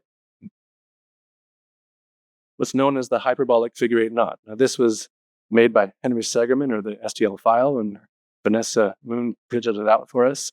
I'm going to pass it around so you can kind of get a look at the inside. But this is a structure, it's a boundary that closes on itself. If you think of a flat sheet of paper, like a rectangle, it's a sheet that has boundaries, but those boundaries are all something you could walk off of, right? If you put the piece of paper down, you can go put an edge and you could jump off the boundary at each of the edges. If you roll the sheet up and connect 2 of the opposing edges and tape them together, now you've gotten rid of that boundary. If the ants walk around, he just goes across the tape to the next side and he doesn't ever fall off. Also, if you could stretch the paper and connect the 2 circles, now you've got a torus. So a torus is another example of a manifold. This one is known as, well, hyperbolic figure-8 knot has the smallest hyperbolic complement. It's the smallest volume you can create and then have a manifold, a closed, simple structure. So I'll pass this around. Try not to squeeze it too much. It's kind of fragile, but take a look at the structure inside, the best we could do. Hey, Pat. Yeah. I want to make sure that we have time for questions. Okay. So how? I think we're getting real close to. Okay. Yep. maybe 5 or 10 minutes. Yeah. All right, so I'll kind of skip these. The 5 bases, the big main point is that there are bases we discovered in our measurements of the constants in nature and trying to put together the logic what's going on. We've also discovered those derived bases and composite bases. Let me say what I mean by that. Derived bases are these: the megahertz, the femtometer, the electron volt, the mega electron volt, and the giga electron volt. And if you look, there's something strikingly showing up in the relationship between these numbers. They're all made out of zeros and a 1. And the offset in zeros is different. We can get relationships between them to make matches, but they're all 1s and 0s. This is a base 10 relationship between these things. Composite units are just to use the base units, the Coulomb, the second, meter, kilogram, Kelvin, and put them together more to 1 at a time. So Coulomb over seconds is an ampere. So that's a composite unit. But the thing to keep in mind that they all have factors of 1. It's not 2.36 Coulomb divided by 9.72 seconds. It's 1 Coulomb and 1 second makes it a composite unit. So actually, let's take a break now. And then, yeah, it's a good time for that. That was excellent. Thank you so much. I really think that it's, the way that you open the conversation, which is that this is a project that we ourselves are deeply interested in, I think is very accurate. That understanding how all of these things fit together is the only thing that will give us a complete picture of nature. And so let's take a little break and then... Let's take a short break this time because I really want to make sure we have time to discuss this a bit. And so if we can just take 5 minutes, that way we can talk for a bit before the eclipse and before lunch. Yeah. Excellent. So thank you so much. Let's just get back to it. All right, well, what I was going to do here is take us to Wolfram Alpha to show everybody the search process. But since, maybe I'll leave that for questions if someone wants to. And just say, after doing that the first time, in fact, Avi suggested I do this for the Planck time, and then just do the search and ask the audience, which closed form would you pick? Out of all the given options that fit the data, which one do you think is the simplest, most beautiful? I'm pretty sure you would have picked this one. And why this is important? Because when we're trying to make sense of the Planck or the constants of nature, the first thing we discover right away is that the Planck constants are built into them. The Planck constants are only known to 5 significant digits. And as you saw, most of the constants of nature go out past that, right? 14 is the maximum. So in order to make sense geometrically of the connections between the Planck constants, you need to know the Planck constants in more than 5 significant digits. So we are making a guess that these things are all hyperbolic closed forms made out of hyperbolic actions. And this one, the exclamation point red n actually stands for derangements of 5 things here. Red n is 5. So then it just represents the number 44. But this is the construction that gives us how we partition the Planck boundary. And when we do that, we get this constant, this rotation 0, and e to the rotation 0. And that rotation gives us the string of digits for the Planck constant, but it gives us more than the 5. It gives us the right 5 that we have known from the Planck time, but it gives us as many more as we want because you see we have a geometric construction for it. And then now I will switch to, don't get intimidated by this part. I've saved it for the end. Remember we had all those puzzle pieces? There's 288 constants in nature that we have to put together. Well, here we have fit them all together into one poster that has 288 features. Okay.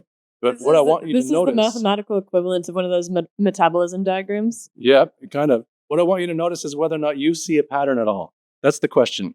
Okay, so we'll start here. So the speed of light is underneath the title here. Speed of light made out of the Planck length divided by the Planck time. And all of these, first of all, are going to be 2-part pieces, an external expression and an internal expression that are fitting together on a double cover manifold. The internal expression involves the Giesecke constant, the one that's responsible for, once you times it by 2, you get the hyperbolic figure 8 knot. And these 2 sets of jets. Let me zoom over here real quick. Oh, let's look for a pattern and see if you see a pattern here. The speed of light, constant below it. I hope you see a connection. And then the next one's slightly different, but then we see a whole series of ones that are similar. Okay, the big goal here is to find any pattern in the constants of nature. And the next step is to interpret the pattern. Okay, let's keep going down. The atomic unit of mass, a whole bunch of other constants, all depending on the right-hand side of 1 over the Lemniscate constant. And they're all being made out of the same set of J1 minus J2. Now, this is just this column here in the poster. They're all J1s, J2s, all the way to the bottom. The sets of jeux that we make, these are 3 sets of jeux, are the ones that are, here's squares, 2 of them, and here's 3 sets squares. These are all from our equation right here. We said before, we have 4 jeux together make 2 pi, sum together to make 0, and the quadrants of them make negative 4 pi. That's the collection of all 4 together. And if you want partial expressions, then you need to take collections of that construction that still give us one-dimensional outputs. So remember how jeu 3 and jeu 4 are 2-dimensional? You can combine them, since they're conjugates of each other, to get a one-dimensional expression, but you can't combine everything. You can't take any subset you want of these in order to get a one-dimensional expression. So every subset of these 3 equations that you can get defines the right-hand side of each column. See, let's go right here. Here's a whole column. Hopefully you see a pattern between that bunch of constants in nature. Now, I should really heavily stress, compared to loop quantum gravity, string theory, any of the modern theories of physics, what they say, how they derive the constants, is completely blank still. There is no prediction for any theory. Okay? Our goal is to put all of these patterns together and recognize what it's telling us geometrically, and hopefully then see the picture of what the atomic structure looks like. Keep going up. Here's another bunch of constants that are very, very... In fact, you might notice, if you know a bunch about the primes, the 6 over e to the Euler-Mascheroni constant is a constant stuck in the prime construction. Makes it really, really interesting. All of these are very, very similar. What changes? We have, on the top one, we have electron mass divided by the Planck charge and the Planck mass. The next one's the proton mass divided by Planck charge and Planck mass. Then the neutron, then the muon, then the tau. That's all that changes in every expression. The right hand's the same, the left hand's the same, and just the mass of the top is different. All right, so we're not going to go into the details of this right now. You can ask questions, but I'm hoping that even at this point, you guys can see that there's a pattern being revealed in the constants of nature. And this pattern is all directly related to that hyperbola, the hyperbolic structure that gave us the answer for the fine structure constant. I'm not going to stand here and say that we understand it all completely. This is basically where we're at right now. Our understanding is that what we're really looking at is a hyperbolic figure 8 knot structure, and all the partial boundaries of the internal structure are these partial expressions here. To be seen whether or not we're correct. The exciting part is that we've found a pattern. We see connections now between constants in nature that before were measured completely independently. There was no pattern between them. What do we do with this pattern? And that's the next stage we're at. So that's what we do at the Physics Monastery. We spend all of our time trying to interpret these things and recheck them. I should be clear, we've got 6 that aren't on the poster because I've got answers for them, the best closed forms I could find from Wolfram Alpha, but they don't group up with other patterns, so I didn't include them because they would just look confusing. Hopefully, we find a better way to ask and find some better thing in the future for those 6. But out of the 288, we're missing 6, which is fantastic. It's a great place to be. Another really cool thing to point out, here's the Planck constants now, using the full geometric sets of numbers. The black digits are the known ones, and the green digits are the extended ones from the closed forms we're using, okay? And the things to notice, we got strings of digits, but you got powers with different numbers. 44 for time, 35 for length, 18 for charge, 8 for mass, and 32 for temperature. Now, in the structure of the periodic table of elements, which I hope is familiar to everybody, this is the most common periodic table. There's many ways to list it together, but this is the one you get on Wikipedia. We have 2 things in the top row, hydrogen and helium. Okay, my best guess at this point is that the hydrogen atom represents the Giesecke manifold, and the helium atom represents the double coverlet, which is the hyperbolic figure 8 knot. And the internal structure of just those come with the Planck constants.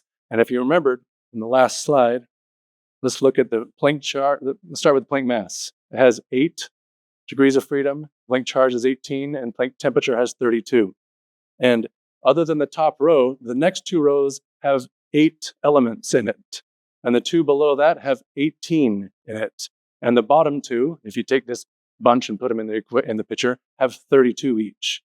So I think the Planck division structure literally is showing us the entire chemical relationship, sets of chemical relationships. I think there's a lot more to explore here that are going to help us make sense of all the transforms available by the boundaries made just to make the simplest possible manifold.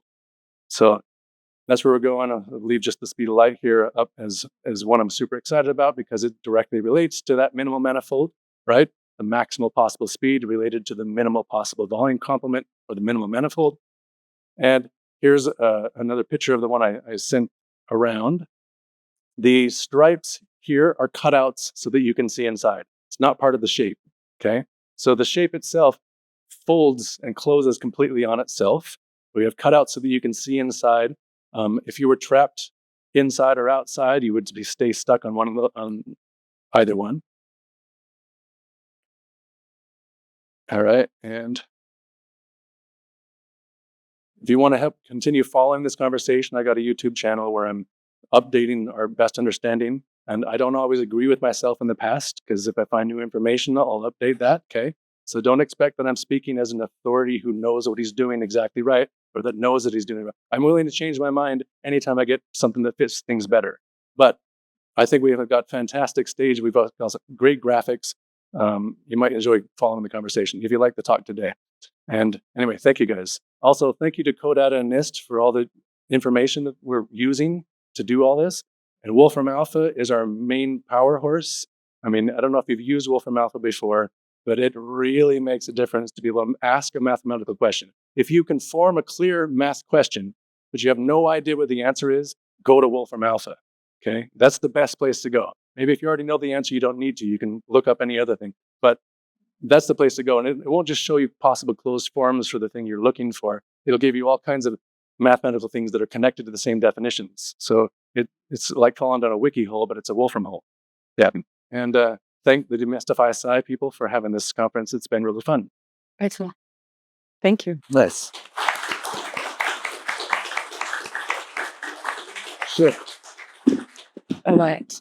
So, Shiloh, do you want to ask some questions, or should we go to audience questions?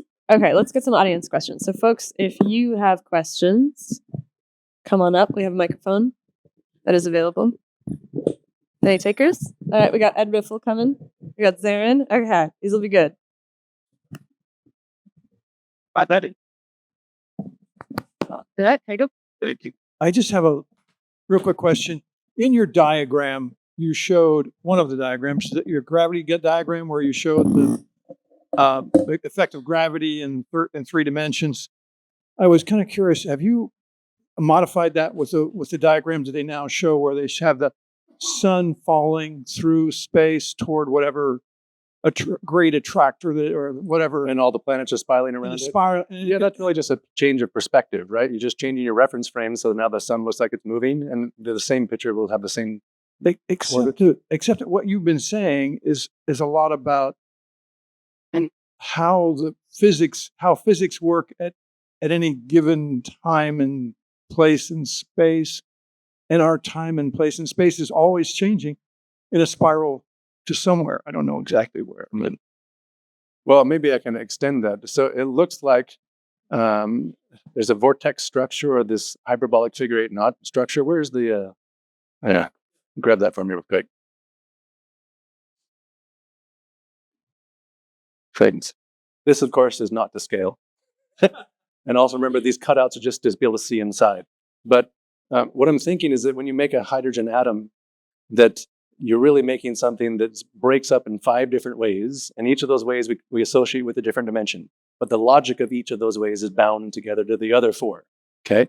And the largest projection is the temperature projection. So the temperature is the one that's this outside boundary we're seeing.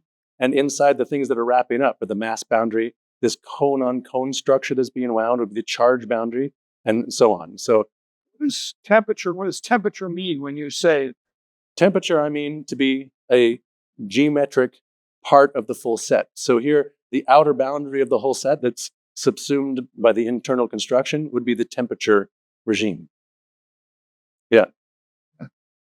It's a little difficult to try to transition temperature or even time as having geometric aspects, but this is what I think we're uncovering, is that all those things are bound under geometric rules, and they're actually making geometric shapes together. And if you understand all 5 together, you get a clearer picture. I think of temperature, maybe it's old school, that's motion of molecules and atoms in space time. We measure temperature kind of as a property that's Sure. wide scale. Sure. But I mean it as in the dimensional sense. Well, let's start with this. If we have a projection of any kind, if it's something that forms a balance and it's projected, okay, then there's going to be an outer reach, unless you think it's an infinite projection. If it's finite, there's going to be an outer reach. There's going to be boundaries on the inside that determine how you're breaking this thing up and fitting the pieces to break up together, especially if it's a manifold, because there won't be any gaps between them. Temperature then for a single helium atom would be the largest scaled piece of the breaking up structure. Also then, therefore, the most shallow construction of its bound, but is the largest scale piece. So yeah, it's a physical dimension that's a little different to think of, but it also applies directly to when you have many of these things together, then you can get molecular action that have a describable temperature. They also have other describable features, but yeah. I'm sorry. You take it down to a helium atom, a property which is a property of multiple things. I mean, we measure temperature by measuring the motion of molecules and atoms in a given space at a given time. Generally in a certain volume as well, because temperature and volume seem to be somewhat related to the old laws. Anyway, so when you say a single, how are you talking about vibration, rotation, but not motion through space? Good, yeah. I'm talking about when we have a single geometric form representing a single helium atom. That's the simplest possible universe that can self-maintain itself. So it's a closed form. But that universe can be thought of projectively as having a one. Its balance point is one, and that one is broken up. It's divided up in 5 different ways. Each of the ways that the one divides define bases, and we label them time, space, charge, mass, and temperature. So it's, yeah. I mean, if I can clarify it a little bit, I think the confusion might be that this is not a spatial entity, right? What you have, this is a representation of the articulation. You're using geometric algebras to relate the different properties of this structure. Yeah. So it's not a structure in the material sense. It's a relational representation that's not spatial. I think that's where the confusion is coming from. Hello. What do you think of Rupert Sheldrake's story going to talk to somebody at NIST about whether the speed of light changes, and that it does experimentally seem to change until the length of the meter was defined by the speed of light, therefore getting rid of this problem that experimentally the speed of light changes when measured by a meter and a second that are defined not by the speed of light? Well, I should say I'm open to these things being changeable, but right now the common understanding is the constants in nature are fixed features of reality. People will argue over time, does that change? It's possible. If that were the case, then the model by which everything is balanced together should be changed in its shape too. I'm currently in the camp that I think these constants are fixed features of logic.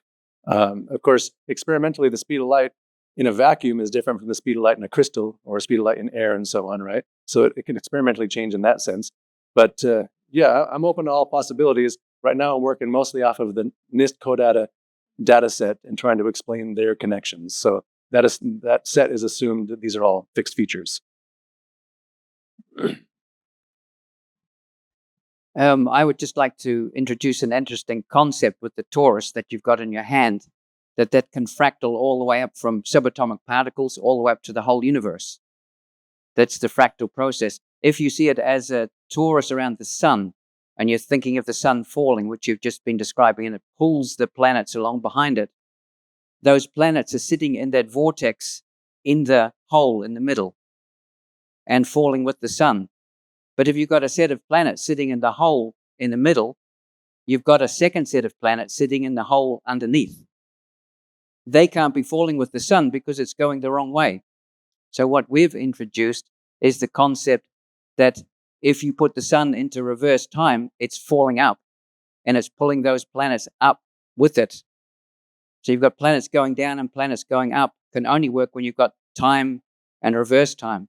This is just a fascinating concept because then you get a balance between the two and it introduces a whole extra solar system of planets on the other side of our sun. On the other side, like on the inside, or the other side in hidden beast? They're hidden behind the sun because they're in that bottom vortex. We can't see them because the sun is always in the way. Well, wouldn't our spacecraft see them when they go around? The spacecraft are spinning in the same vortex. They don't So actually get all the way they're around. trapped and not go They're that trapped side. in that vortex. I'm particularly very sympathetic to the notion that the structure we're after is fractally constructed. Absolutely, There's a fractal nature to it. In fact, the charge boundary, the simple closed form we found for the charge boundary, like the Planck charge, has the Weierstrass constant dead smack right in the middle of it, which known as the simplest fractal. So, yeah, that's what I want to say. Just Kim, my question is, first of all, I've dealt with the concept of energy all my professional life for electric power. Is the mic working? Yep. Okay. I've always dealt with from a professional point of view with energy, as I've delved into these topics, I don't understand what energy is at a fundamental level. And since you're talking about the constants of nature, is there a constant of nature associated with energy specifically that you've been dealing with? Javi, can you go to one of the columns, the energy column on the constants of nature poster? Yeah, so ask that last part again. Say the last part again, please. Are there constants of nature that are related to energy? Yes. And what energy, that gives some insight as to what energy actually is, since it seems to drive everything. In fact, maybe the best column in our whole poster right now. This entire column seems, well, first of all, there's a giant pattern, but the first four on the right-hand side are made out of half real imaginary power towers. So I to the I to the I to the I to the I to the I, which you can imagine twist, rotation, rotation, rotation, but always a new orthogonal rotation.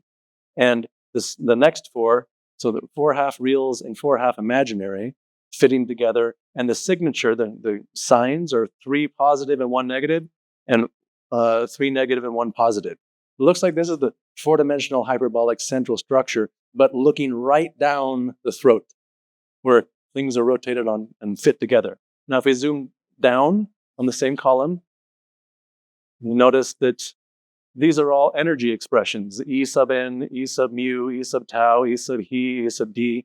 These are all constants of nature, the energy of the triton, energy of the alpha particle, and so on. So they've got an extreme perfect match. Out of all the columns, this is the one with the simplest set, going all the way to the bottom. So all 36 of them. And they're all descriptions of the energy content in the constants of nature.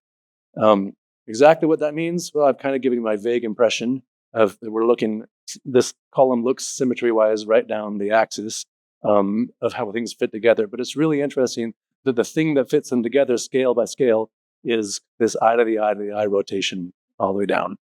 So, yeah, that's what I can say for now. Thank you very much for your explanation, and I'll investigate this a little closer. Thanks. Cool.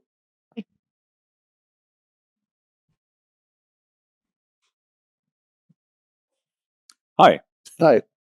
Hey, By the way, I can't believe you have a fear of public speaking. You have a fantastic voice for public speaking. A voice made for radio. Yeah.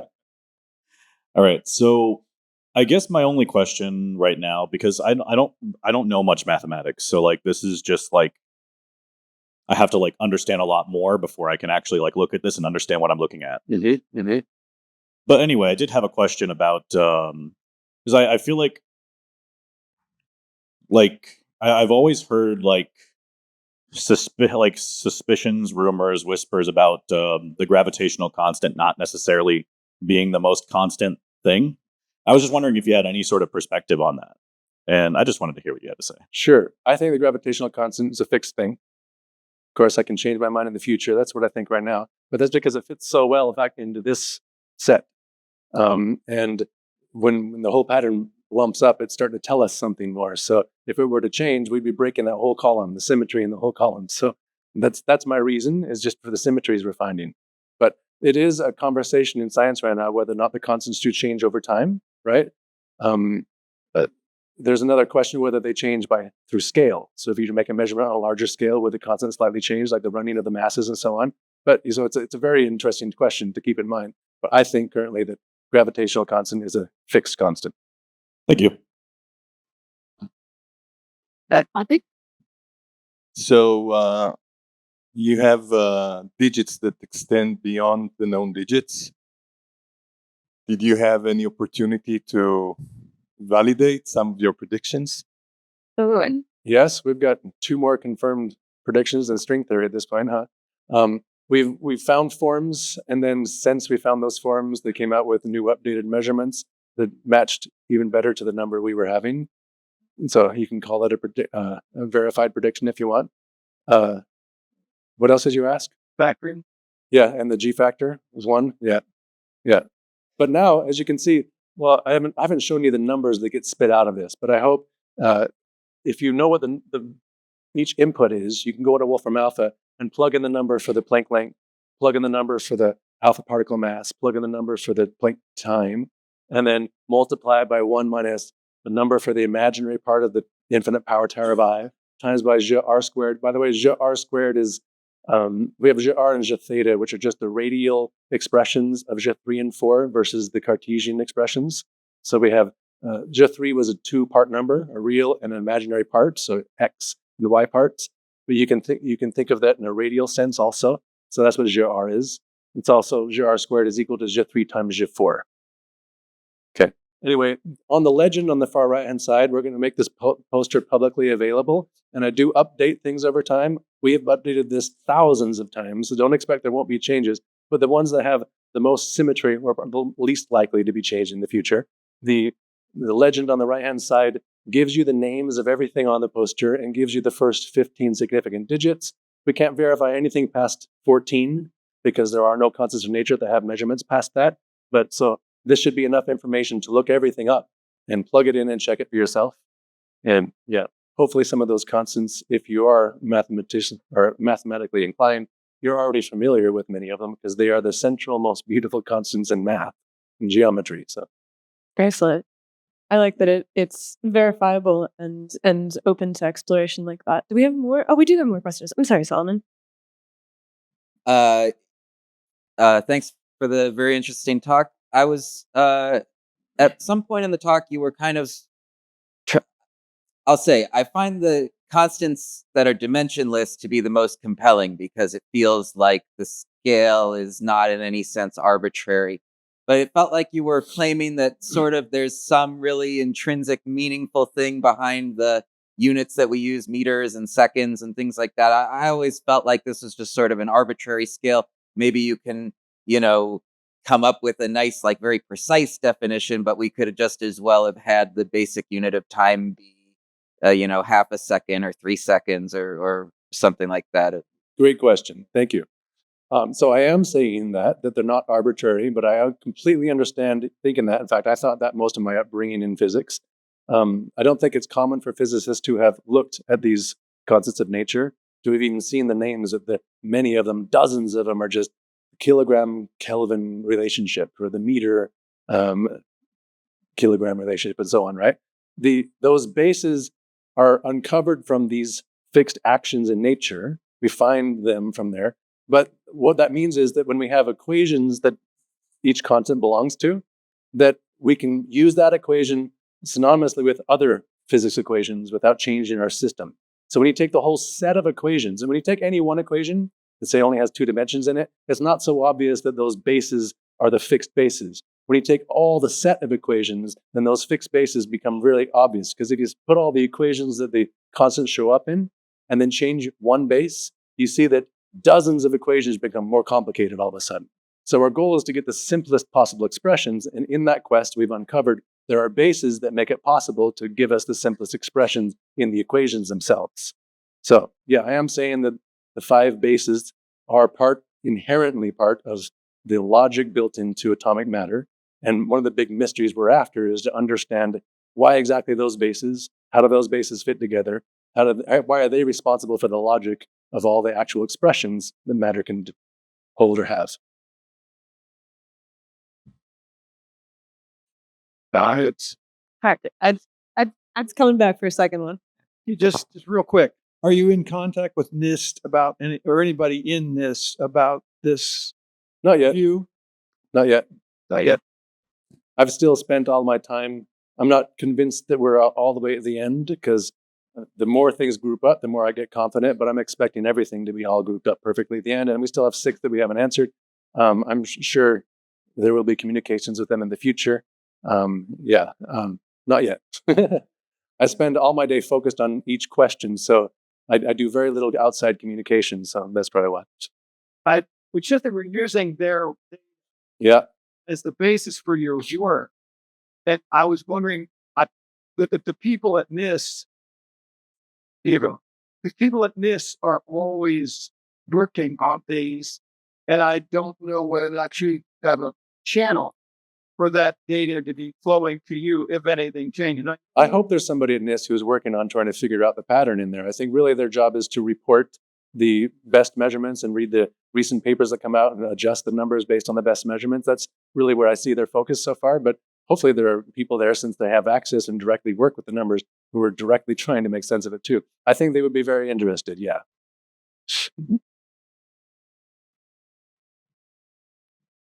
Well, I can't help but notice the number of dimensions is 5 there. Have you done like any perturbation in testing on your, break and scale symmetry? If you could explain that, I didn't quite grasp the break and scale symmetry either. All right. Well, imagine you make a system, but the most fundamental thing you want out of the system is that it's self-perpetual. Okay, so you're going to need the system to have its ingredients, and its most base ingredient, to close some loop. So if you form a circle of any size, then that's your basic ingredient by which to build things that are larger than that. So circles happen to have this amazing feature that if you have one circle and you're building more circles on top of that, so you surround a circle with more circles, it's exactly 6 circles outside that will kiss all together and form the next largest scale. You can imagine a ring around all 6 of them now to get the largest new sized circle built from the smaller circles. So that second sized circle, compared to the first sized circle, is 1 to 7. You get exactly 7, so 6 with 1 on the inside. Okay, and so that's a break and scale symmetry that comes from circles themselves. It's a factor of 7. So the blue B right here is a factor of 7 for the break and scale symmetry, exactly for that reason. So we think at the bottom construction, we actually got, in fact, you can kind of see, imagine in here, if you draw a circle around the figure 8 knot in the middle, the size of that circle, then copy it, you can fit 1, 2, 3, 4, 5, 6 more inside there to get out to this scale. Anyway, yeah. That would be in a 3D space. It sounds like a packing problem. Now, is n related to b? Like if n goes up, does b go up? Well, I think those are fixed in this picture, but yeah, it would.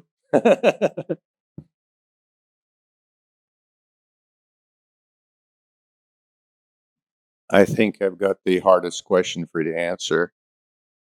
Do you answer your email? Yes, I do, if they're polite.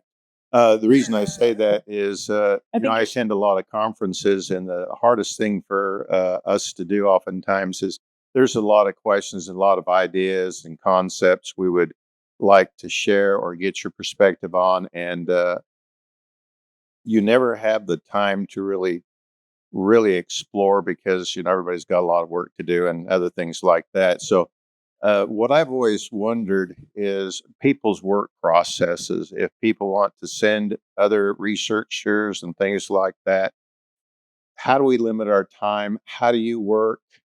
Because when I was talking to Pierre, like, how do you work, and other scientists, and we just don't have a lot of space to answer questions. And have you found a collaborative method that you're working with that somehow could tie people in without the cacophony that occurs, out there? Yeah, I understand. And so I think that's the hard question. How do we really collaborate and share ideas? And I would like to know what your process looks like, how you reach out, how we can reach out to other people, because I was talking to other scientists.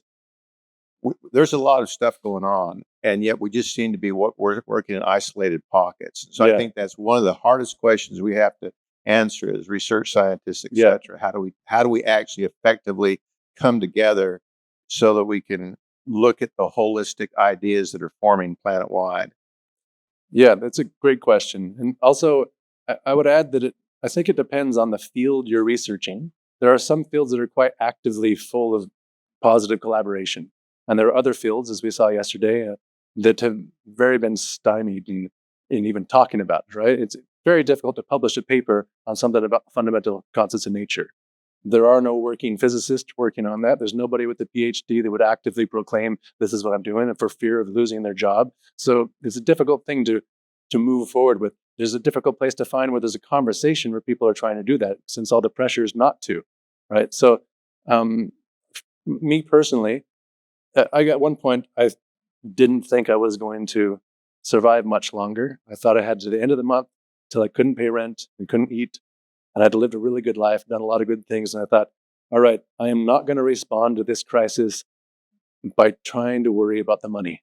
I'm not going to do that again. I've done that before, and some of my biggest regrets have come from worrying about the money and responding that way. What I want to do is understand one new thing about physics before I die. If I devote the rest of the month, every waking moment, sleep 8.5 hours, as that's what works best for me, I feel refreshed all the way, wake up, and the moment I'm awake, I'm thinking about this mystery, and I give every thought.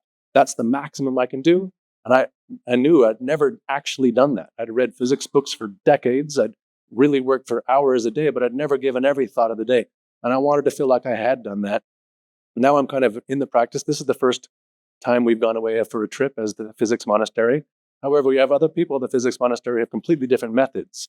They spend all day too, but like Matthew is usually our coordinator for outside contacts and reaching people. So yeah, we do encourage talking to people about these ideas. We encourage the world to get more full of people who are individually trying to make sense of these mysteries. Because the goal is not for some smart person in the world to figure it out for you and tell you what the story is. The goal is for you to understand a story that makes sense of it for you, not just as someone else did, right? So we need a lot more people asking the questions that are fundamental. And I know it's scary because you're likely to be wrong the whole way, right? You're likely to never even make it right. But if we discourage people for that reason, then we'll never get there.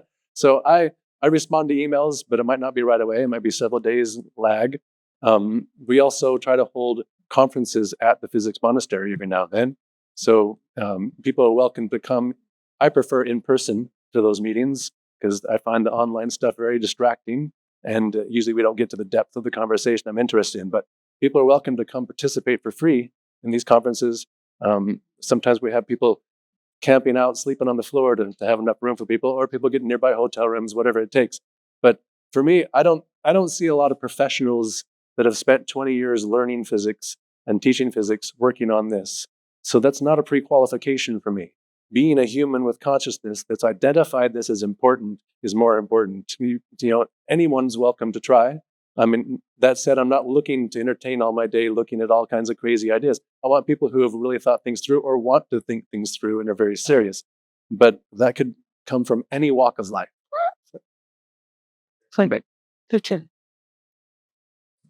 All right. Thank you all for the questions. And now, Shiloh. Yeah, I'd love to get have you spoken with Alexander Unzicker about this epic I've followed his stuff journey for years. And I think he was one of the first people I saw really proclaiming to other physicists in the crowd that we need to get back to doing this because otherwise we're not doing real fundamental physics. We teach all the undergraduate physicists that this is the goal, and then we don't let any PhDs work on it. Yeah, he's been saying this for maybe a decade now. I can't remember how long it's been that I've seen some of the videos. I haven't directly talked to him yet, but I strongly suspect that he'd be very interested. Yeah, maybe we can get you guys together for a conversation in the near future because I know he's also obsessed with really computing. He wants to be able to compute very similarly. Another just comment that I thought that I might make is that I think that the approach of setting up these tables and finding patterns has a rich history that I'm not sure, maybe you're probably aware of, but when I was studying how Newton came up with calculus, he did it very similarly to this, right? He made a table of relationships between the rate of change, and he saw the variables fall out. You can actually see it if you look at these tables. You're like, oh, well, you just move the exponent down. Like, it makes perfect sense. Yep. And so it seems like a very a rich history of using this method to deduce simplified patterns. And in general, this is how science works. We look for patterns. You might not understand the pattern at all when you find it, but then we try to make sense. The pattern gives you clues of what else to look for, what else to ask, and so on. So yeah, I think it is. It can be very daunting because these patterns show up in terms of equations, in terms of things that might be all Greek. But if you're willing to put in the time, I'm pretty convinced. I've tried to make it as clear as possible on there. We have everything included on the legend. All those things you can look up on Wolfram Alpha or Wikipedia. They're not unknown things, right? We're not making up any new constants to make sense of the stuff. Maybe we need to. Maybe the 6 that are missing are still some other constant that's not discovered in math or geometry yet. I mean, that's certainly possible since our history didn't start out knowing them all. But yeah, I think it's accessible if you're willing to put in the time. It's difficult to penetrate because of the format being equations, but that's the best I can do at this point. Out of the 10. You started out the conversation by saying, by setting up this idea that if we were able to see the world differently, we would be able to move forward and change the world that we inhabit. And I wonder if you have a sense of what that change is. Absolutely. I really do. I'm a big fan of Star Trek. Okay. Conceptual model of the future where there isn't money, or money isn't the main mode by which we all focus and our security comes from and so on. I think it's too easy to manipulate people and make them slaves of a system or a group of people when you can't even get food without the money. What I'm seeing ultimately is that when we understand the atomic structure of matter, it should, and I hope in my lifetime, but it might be 1,000 years away, enable us to make in place, in situ replication, where we can make anything that's makeable out of atoms on purpose because we know the internal structure. And ultimately, it'd be really sweet if you took as an input nitrogen gas. Things that have mass boundaries can be twisted and formed into anything else, into any other arrangement of mass boundaries. So I'm seeing a future in which all humans are elevated at a different level, where all the resource needs are only dependent on their understanding of the resource needs. And so when you think about something like the attempts to gain fusion that's actually productive in producing more energy that it consumes, do you find that our difficulties of being able to achieve that are related to a lack of understanding of the stuff that's in your table of constants? Yeah. And so you think that they're just barking up the wrong tree? Do you have a specific I think they're way? barking up the best tree that they know how to. Sure. Yeah. And what we're missing is a fundamental picture. I mean, most people are told that it's random. The quantum mechanics is indeterministic. There's no structure defined there. I think that's absolutely wrong. But I mean, yeah, I think once we do find the structure, it'll allow us to then uncover the alphabet of nature and just then construct the words and sentences and so on, which will mean it'll allow us to start thinking in terms of that alphabet. We don't do that at all right now. I don't do that at all right now. But when we get there, we will think on a different level. And the things that we think are impossible right now could be incredibly easy. I mean, in the past, this has already happened many times. We use electricity and are dependent on all these things that use electricity now. But in the past, no one even heard or thought of an electron, right? They were around them all the time, but they couldn't conceive of it or conceive of how to take advantage of it. I think there's a whole other threshold, or many other thresholds for us to cross, which we're taking advantage of internal structure of the atomic material around us in completely new ways, like making our own dinner. And I really look forward to a phase of life where when we meet people, the thing we get to exchange instead of a power hierarchy or try to have some sort of, a way we're going to be making money off of them. Instead, they might share with us the favorite meal they've ever found in their whole life. And you save it in your phone. And anytime you want to eat that meal, you just use your little replicator to make that meal. I mean, that changes the dynamics of humanity a lot. And it changes what we focus on. And I think once we free ourselves up from needing to survive, the things that we can accomplish together are really going to amplify.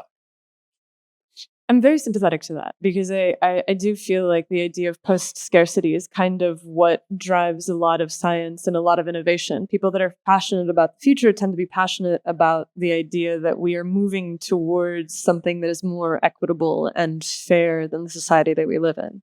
But if I look at a transition that's happened in the past, like with electricity, I'm struck by how little of an understanding we needed to make that transition. And so do you think that there's Good something point. categorically different about the time that we are in today that we need to have more knowledge to make that transition?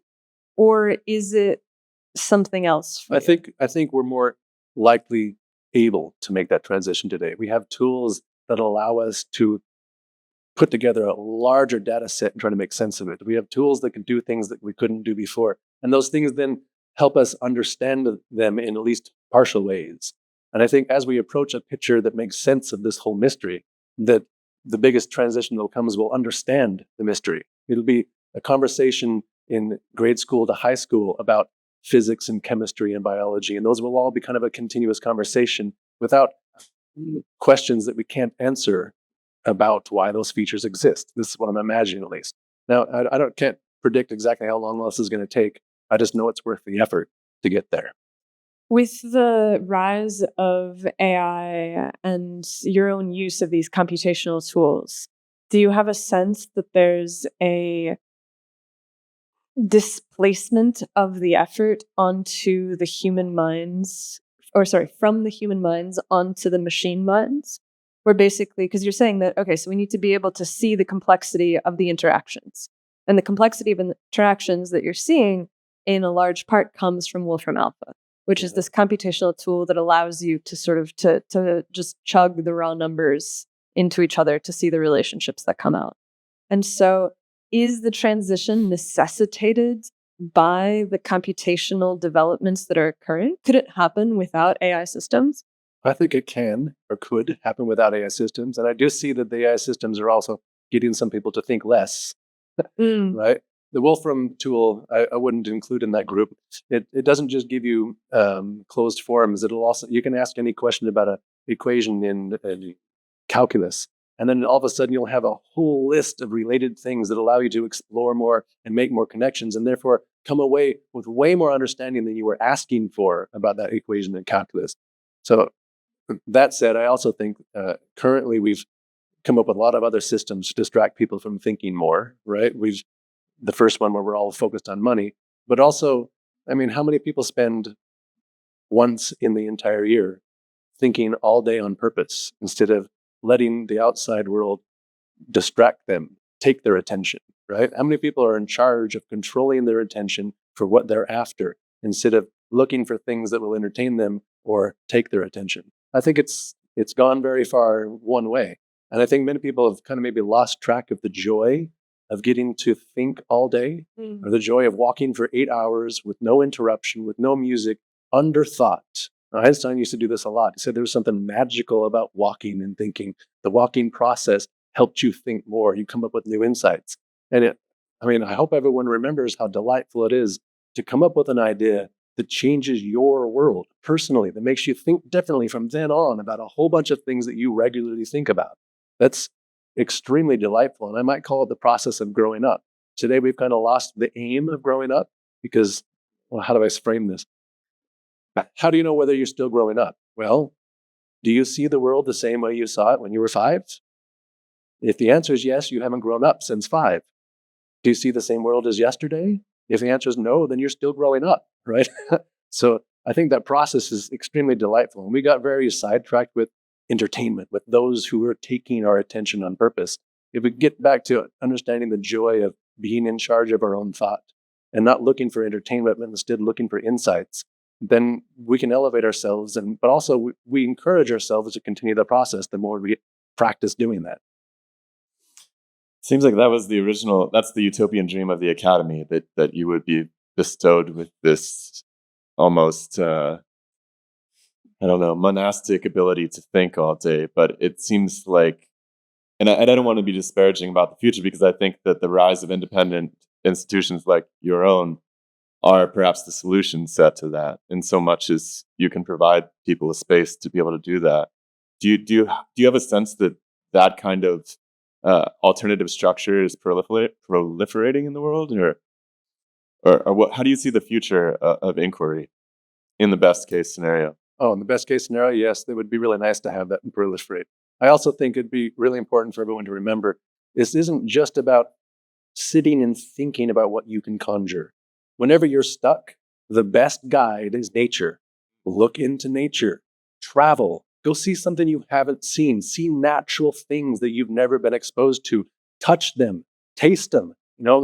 Be in the world in a way that you haven't been, because if your guide is nature, you'll figure more out about nature. Yeah, so maybe I want to kind of twist this back. So, there's this really interesting Feynman quote. Feynman? I'm not sure how you say it. Feynman? All right. I say Feynman. Sorry, Richard.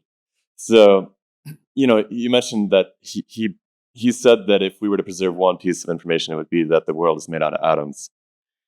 And that rings really true to me, with the material science background. And, I think I guess I would modify it. And I think what he was getting at is that it's something more like all things are made out of bodies in some sense, something more general, a general form of that. And, you might call it whatever you will. I like the term fiber for these bodies because it implies the possibility of an irregularity or an inhomogeneity of the shape of these. And I noticed we're using spheres a lot to approximate these atoms, which is why I think that it's perhaps limited if we don't open it up. What do you think about the idea that there could be all sorts of diversity of form to these fundamental particle systems and so forth? It might not be such a symmetrically laid out universe. Well, ultimately, all the asymmetry we see in the world are coming from these particles. So certainly there's asymmetric forms involved. I'm particularly interested in uncovering a non-reduced dimensional perspective of the Hopf vibration, which has a lot of fibrine in it, right? It's a map between the 3D sphere and the 4D hypersphere. And I think that's a large part of the story we're after. Getting the visuals accurate and understanding it hasn't occurred for me yet, but that's one of our major projects at the Physics Monastery right now.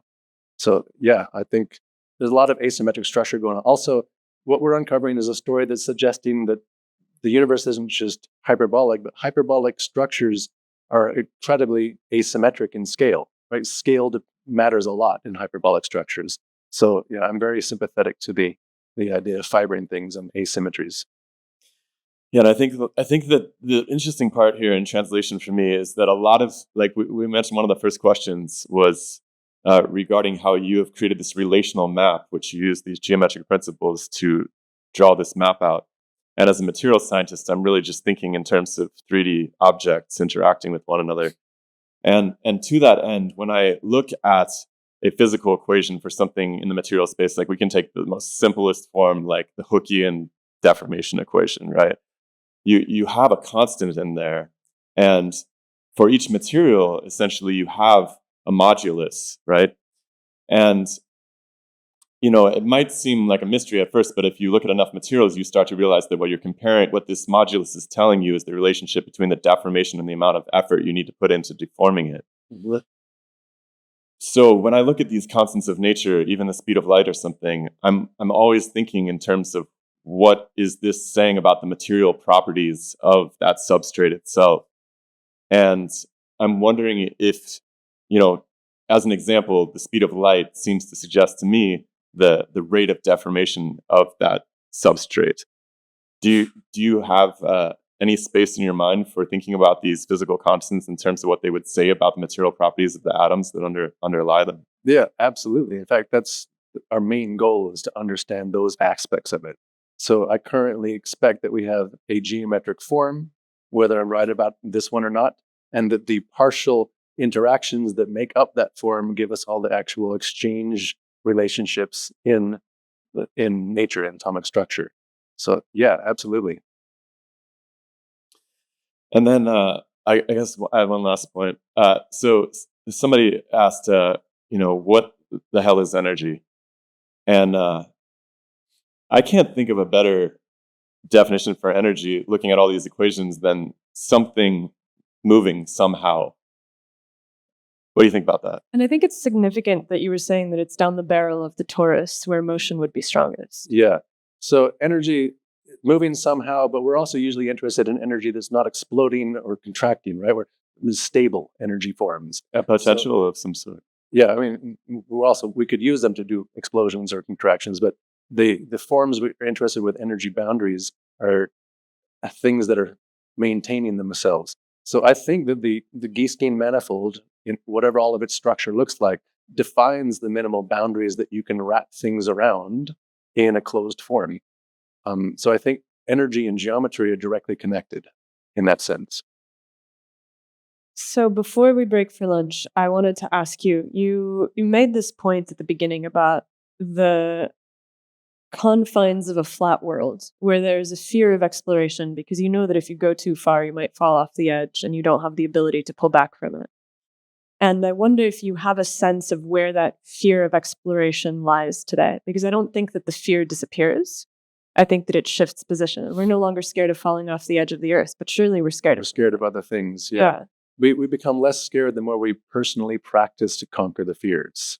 When you go out to the things that you're afraid of and challenge it and find out it wasn't that scary, or discover the way to manage the thing that's scary, then yeah, maybe it's an eternal process of shifting the fear. Maybe that's part of being conscious. The things you don't understand intrinsically have something terrifying about them.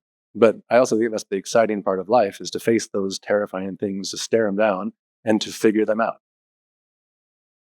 That's where growth happens, eh? That is where growth happens. But I wonder specifically, like there's the specific example of the sailors fearing the edge of the earth in the sense of exploration. And so in the sense of exploration today, do you think that there is a similar universal place of fear? I think at least from my perspective, it seems that the thing that keeps people back from exploring is they don't know how to make money doing it, right? They don't know. And maybe there's a ridicule from, oh, you're wrong, you're a crazy person doing it because you're the only one doing that. So there's a lot of peer pressure fear that we're trapped in right now. That's what I pick up mostly. I think every human, though, intrinsically has that drive to want to figure it out, but maybe they've encased it in the, well, it's not worth it because I can't make money and no one's going to think I'm cool if I'm not making money doing it. Right. So that's what I pick up on. Yeah, definitely. All right. Well, thank you so much. This is really wonderful. And Thank you. Yeah.